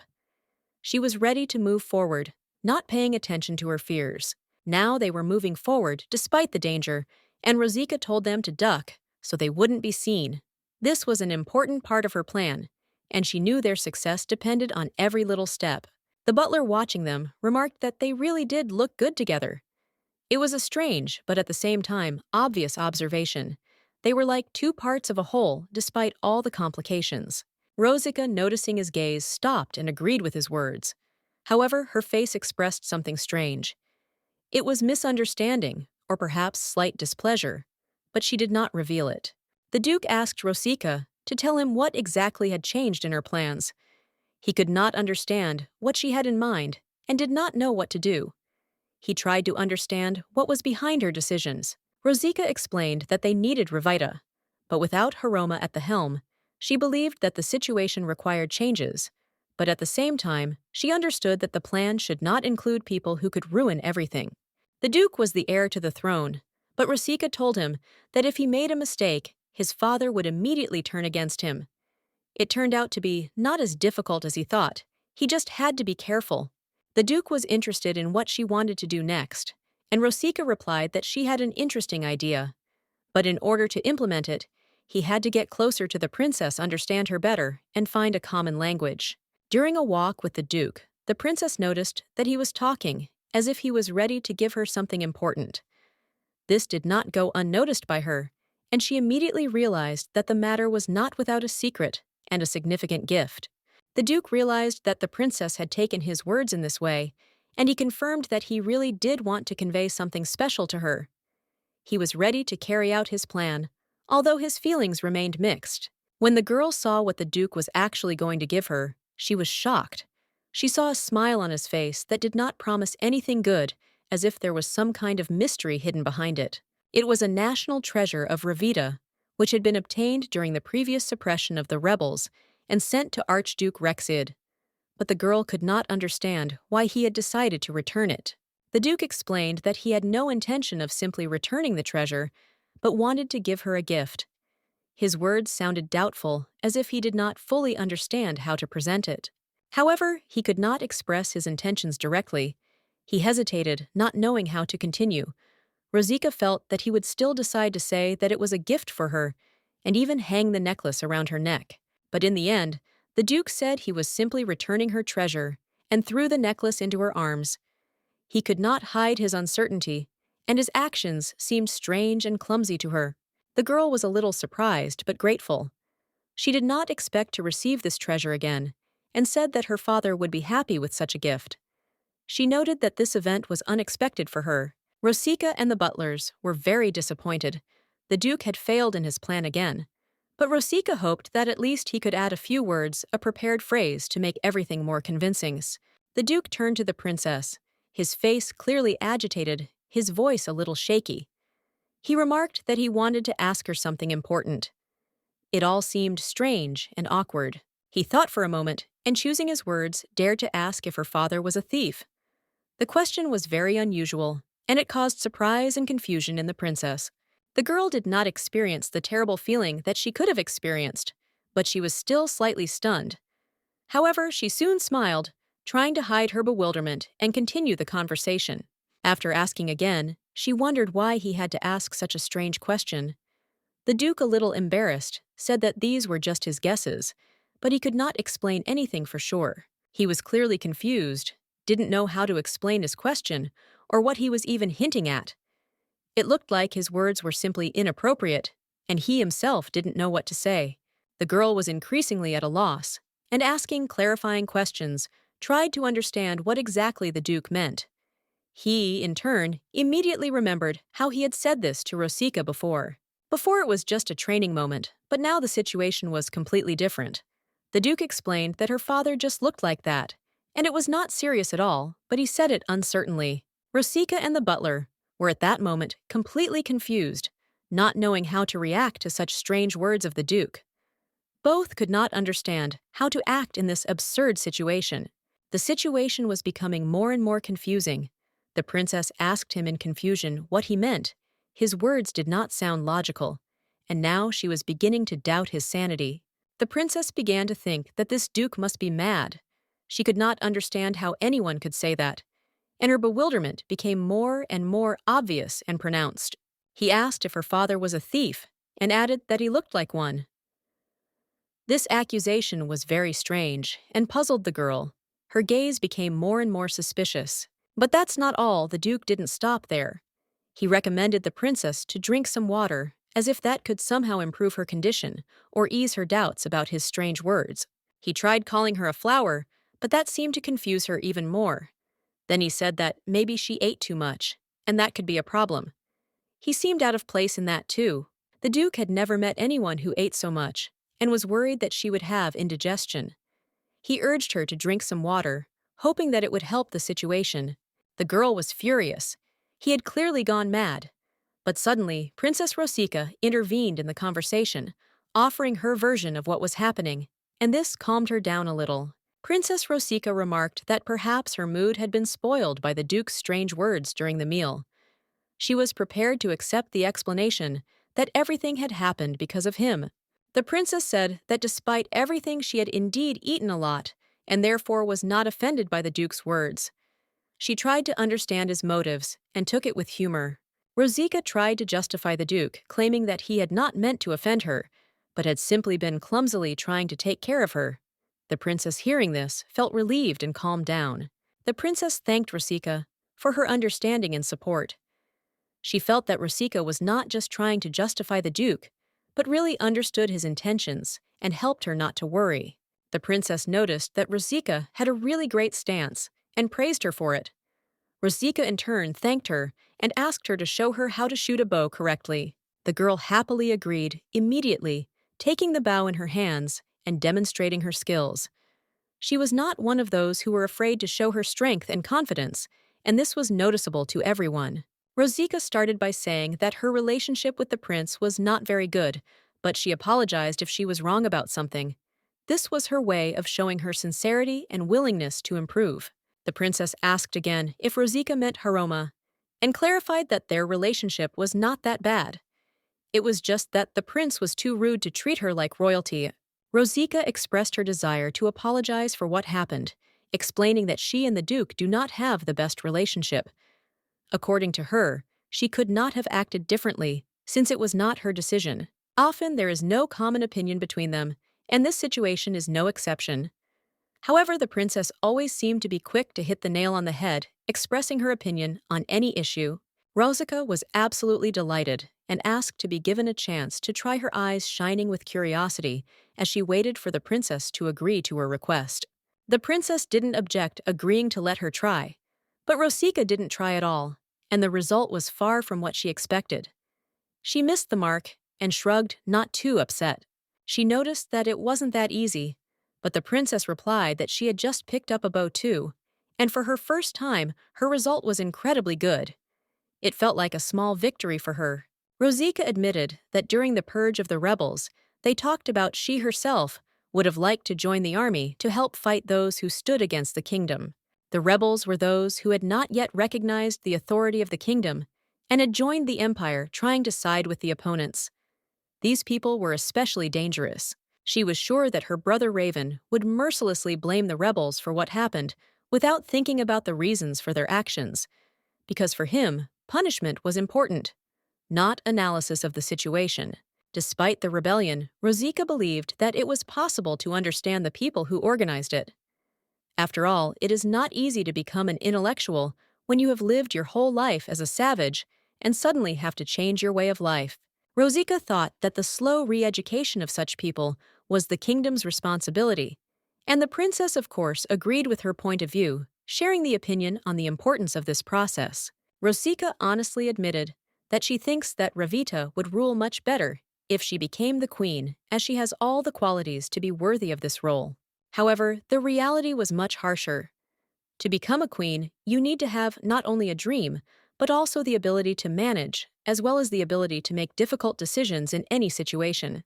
There are people who were destined to sit on a throne from birth, and even if that throne is not right for them, they are obliged to fulfill their destiny, despite all circumstances. In a country where intellectuals often challenge power, coups occur even among the highest levels of society. For example, the crown prince who is on the throne is the result of such changes. Emperor Hexen I, the founder of a great empire, left his legacy to his eighth son. Although his reign was full of cruelty and conflict, the son managed to seize the throne, continuing his work.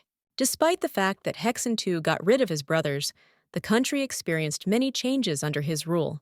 Many saw him as a cruel ruler, but under his rule the state reached unprecedented heights. For Ravita, and for most, there was no turning back. People had to pay for their actions, and paying for a mistake was not just a punishment, but a matter of life and death. In the future, Prince Haram will undoubtedly not only be crowned, but also become a target for many. His status as a dangerous target cannot be ignored, and there will always be a threat in his path. Rosica, always confident in her skills, believed that the princess would hit the target. She knew that she always hit the very middle, no matter how difficult it was. As the girl watched in amazement, she could not contain her emotions. Without warning, she fired sharply, aiming at the target with incredible accuracy. The kingdom needed a decisive and wise leader who could lead the people to prosperity. Rosica clearly understood the importance of this moment and continued her actions with confidence. With this shot, the girl hit the target, hitting the very center. Her confidence only grew, and she felt that this moment was important for her future.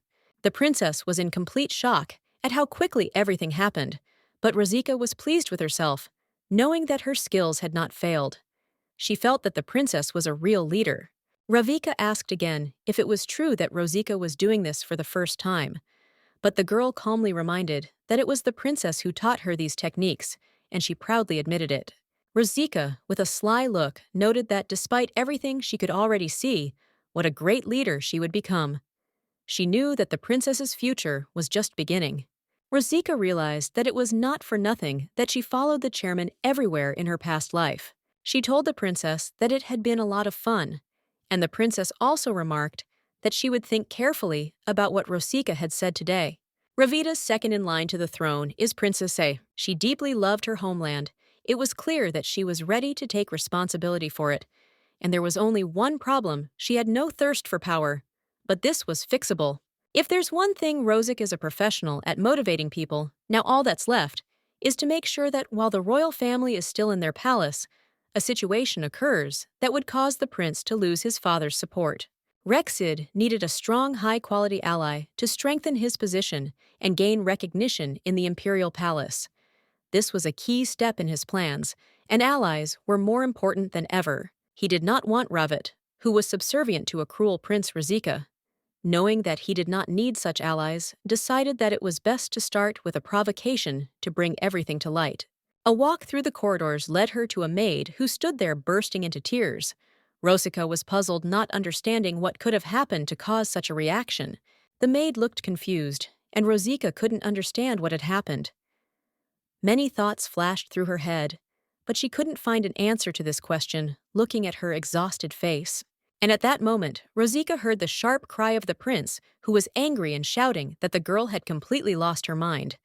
The cry was filled with rage, and her attention immediately switched to the situation. He didn't mince words, and when he saw Rosica, he became even more frightened. His reaction was so unexpected that Rosica felt the tension in the air immediately become palpable. Rosica, without losing her composure, approached the maid and asked what had happened. She could not understand what had made the girl cry and look so worried. The maids always taught her how to behave with nobles, especially princes, and she probably decided that there was no need to go into further explanations. But her silence only made the situation worse. Perhaps she thought that if she started explaining, it would only complicate everything and make the situation even more confusing. The maid tried to hide her worries, but Rosica noticed her hesitation. Finally, the maid replied that nothing had happened. Rosica, not satisfied with this answer, said that she needed to talk to the prince alone and the maid could go. The maid was so taken aback that she asked her mistress if she was mistaken. She had not expected that Rosica was so determined to talk to the prince. Rosica, looking at her carefully, asked if any of their servants had really behaved unworthily, breaking tact with His Highness. This worried her. The prince, holding back his anger, noted that despite the maid's mistakes, she had fulfilled her duties, and he forgave her. His words were clear and confident, which immediately relieved some of the tension. Rosika also apologized and added that she would train the maids herself in the future, but for now the maid could go. She would decide for herself what to do with this situation without interfering in other people's affairs. All this happened because the lady came here with the intention of talking to the prince alone, not wanting to involve anyone in their conversation. Her decision was absolutely clear. The maid, not knowing what to do, tried to persuade Rosika to give up her plan. But Rosika was firm in her decision and suggested that she go with her if she was so worried. Rosika smiled, appreciating that this maid was much more intelligent and loyal than she had expected. This behavior made her look at her with new respect. The lady was interested in the girl's name, and she answered with a smile that her name was Layla. This name apparently did not surprise the lady, who listened to her attentively. Layla, turning to the lady, suggested that if she wished to speak with His Highness, it would be better to postpone the conversation until the moment when the Duke was nearby, as this would be more appropriate. The lady nodded, agreeing with Layla's opinion. She noted that if nothing significant had really happened in this room, there was nothing to worry about, and they could continue. She suggested that Layla go inside without any fear, because if everything is calm, she can go in and continue the conversation. This decision seemed quite logical and correct. The prince, noticing how Layla was behaving in his room, could not help but ask what was so important she wanted to say. He was surprised by her determination and actions. Rosika chuckled and noted that it would be a bit awkward if someone noticed them. She was already getting annoyed that she had to use formalities when communicating with the prince when she could be more frank. The prince was completely confused and could not understand what she meant. He did not expect such a frank approach and was at a loss, not knowing how to react to her words. Rosika, noticing his bewilderment, asked again whether she really had to repeat her phrase. In her opinion, the prince clearly wanted her to remain silent, despite the fact that she had no intention of doing so. She advised the prince not to worry about his perception problems. They were his problems, not hers. He became very angry, but Rosika remained calm, ignoring his anger. The girl could not hold back her emotions and called the prince a bastard, explaining that people like him, with such thoughts and behavior, are real problems for society. Rosika continued that if the prince was unable to think normally, he should just get out of the way and not interfere. Her words were direct and unvarnished, which obviously angered him even more. The prince shouted in rage that she was behaving this way because she did not understand who he really was. He was sure that she would not remain without consequences for such behavior. He claimed that the Duke would likely put up with any of her antics and might even justify her actions, which only added to his confidence in his right to power. Rosika, not paying attention to his words, asked what business it was of his. There were only the two of them in the room, and she did not care what he thought or what he might tell the Duke. Rosika noted with a slight mockery that she was probably perceived as a kind and naive lady who couldn't even catch a bug, or as a hooligan who hadn't yet learned to be restrained. Rosika had been so kind as to invite this wild man in. She had treated him as a guest, which meant that he had to behave decently since he was already there. Only with such behavior will he be shown respect and perceived differently. She patted his face without hesitation, asking if this man understood who he was, and that he should act accordingly. This made him even more angry, and he raised his hand, preparing to hit her, unable to contain his anger. However, the next moment, she opened her eyes and saw the Duke in front of her, who coldly asked the prince if he wished to end his life right here. Rosika thought about it.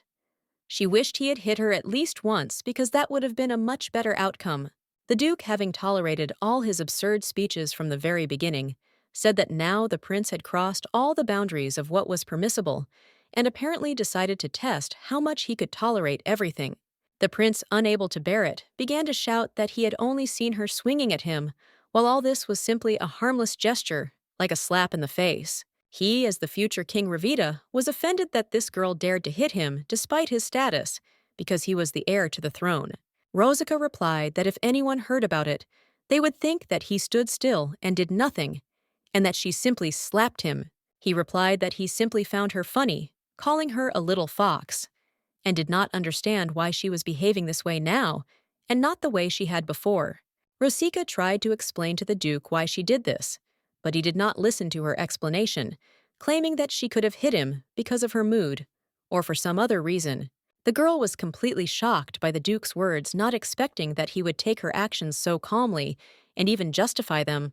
The Duke said that if she had struck the prince, he should have accepted it and taken the blow without making a scene or making any claims. The prince asked if they really thought he would just turn a blind eye to this and not actually avenge the insult.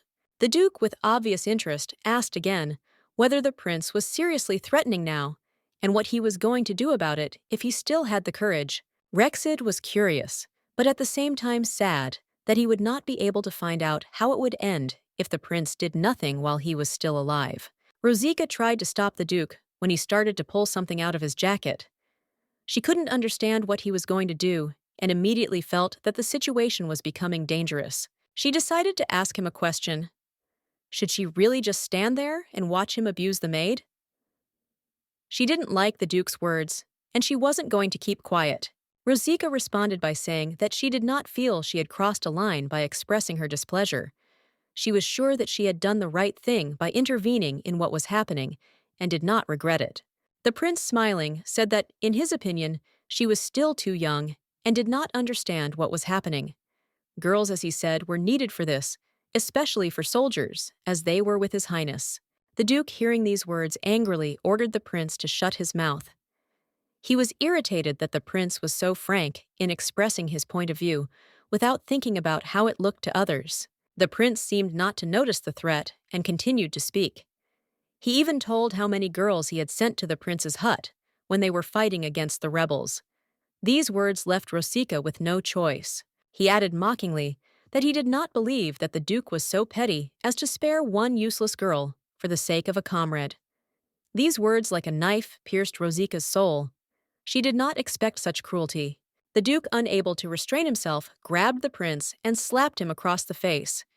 He was ready to teach him a lesson, knowing that he could not let such behavior go without consequences. The prince fell, but the Duke showed no mercy. The prince found himself on the ground, his face badly damaged. The Duke looked at him and asked if he understood why he was being punished. His gaze was hard, and his words were the same. The Duke, having said these words, continued his actions. He took a dagger from his jacket, deciding to finish the job. Rosika watched the events from the corner of her eye, hoping that everything would end without further casualties. This time, the Duke was determined to be symmetrical. He was going to cut the prince on the other side to make his face even more disfigured. His eyes were blazing with anger, and he was determined. Rosika could not remain silent any longer. She cried out, asking the Duke to stop these cruel actions. She could not understand why he continued to mock the prince, despite the fact that everything had already gone too far. When the prince tried to get up, he noticed that 2 of his teeth had fallen out. It was a moment that left him stunned. He had not thought that the fight would lead to such consequences, and was shocked by what had happened. The prince was in complete shock. He did not expect such injuries to be so serious. He stood there not knowing how to react, and wondered how he could get out of this situation with such injuries. The Duke, noticing the situation, chuckled, and noted that the prince had spoken in front of the girl about how they had skinned the rebels. These words were cold and cynical, like the Duke himself, who did not feel the slightest regret. He realized that he had to use his mind, and remembering everything, he gave a clear answer. The answer was clear and decisive. His thoughts were clear, and he explained at once. The Duke began to ask if he had touched any of the women who had been sent to him. He noted that he had sent several ladies to him for an answer. The Duke demanded an explanation of what he had done to the women. He warned that, if the man remained silent, the consequences could be very serious next time. Rosika was confused.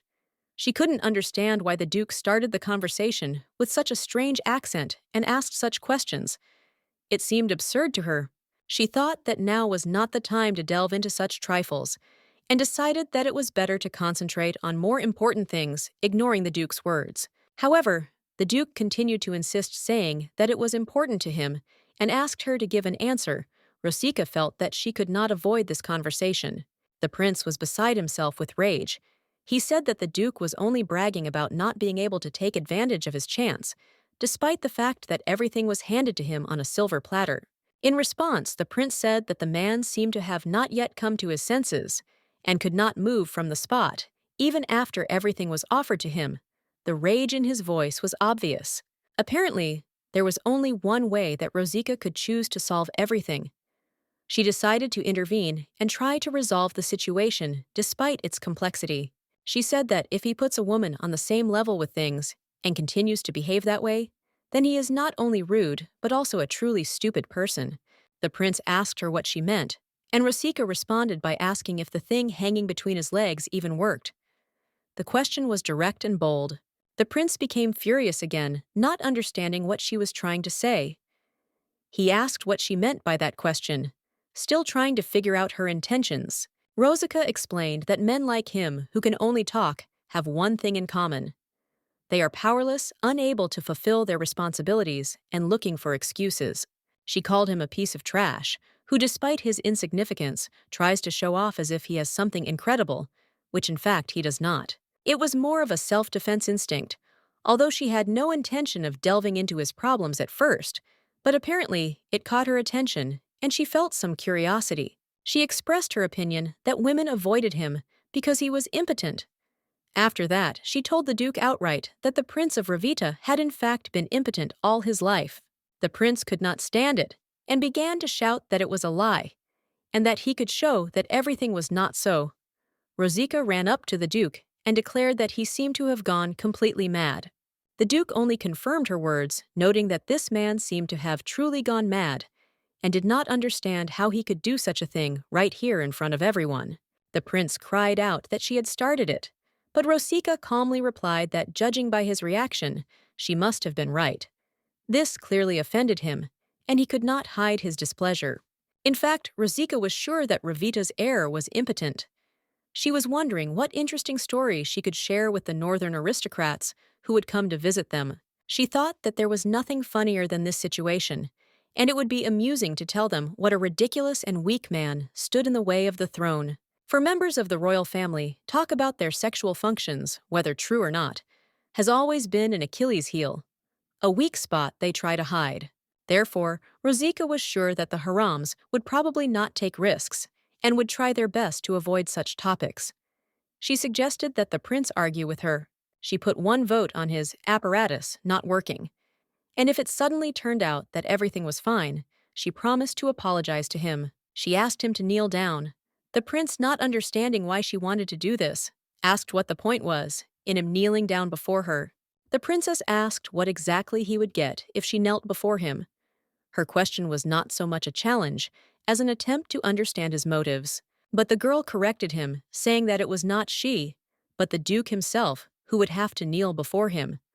The princess was ready to consider this as his obligation. If that wasn't enough, she suggested another idea.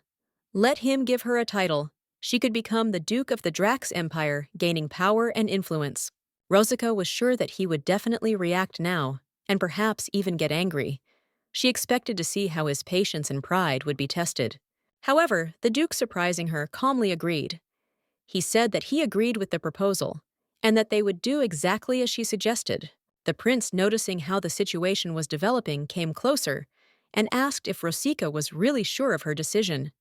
He doubted her firmness. Rosika, without hesitation, replied that she was completely sure. Everything would be verified in 2 days, when the aristocrats would arrive to witness her words. The prince noticed that she might be planning to send the assassin to her place within those 2 days. He wondered what to do if she changed her mind later. The girl, with a slight smile, noticed that everyone around him was the same as him, and took off the ring. She asked if he knew what this object was hinting at its meaning. She asked him not to act hastily, but he put the ring on his finger without thinking. It was his decision, and he had no intention of backing down.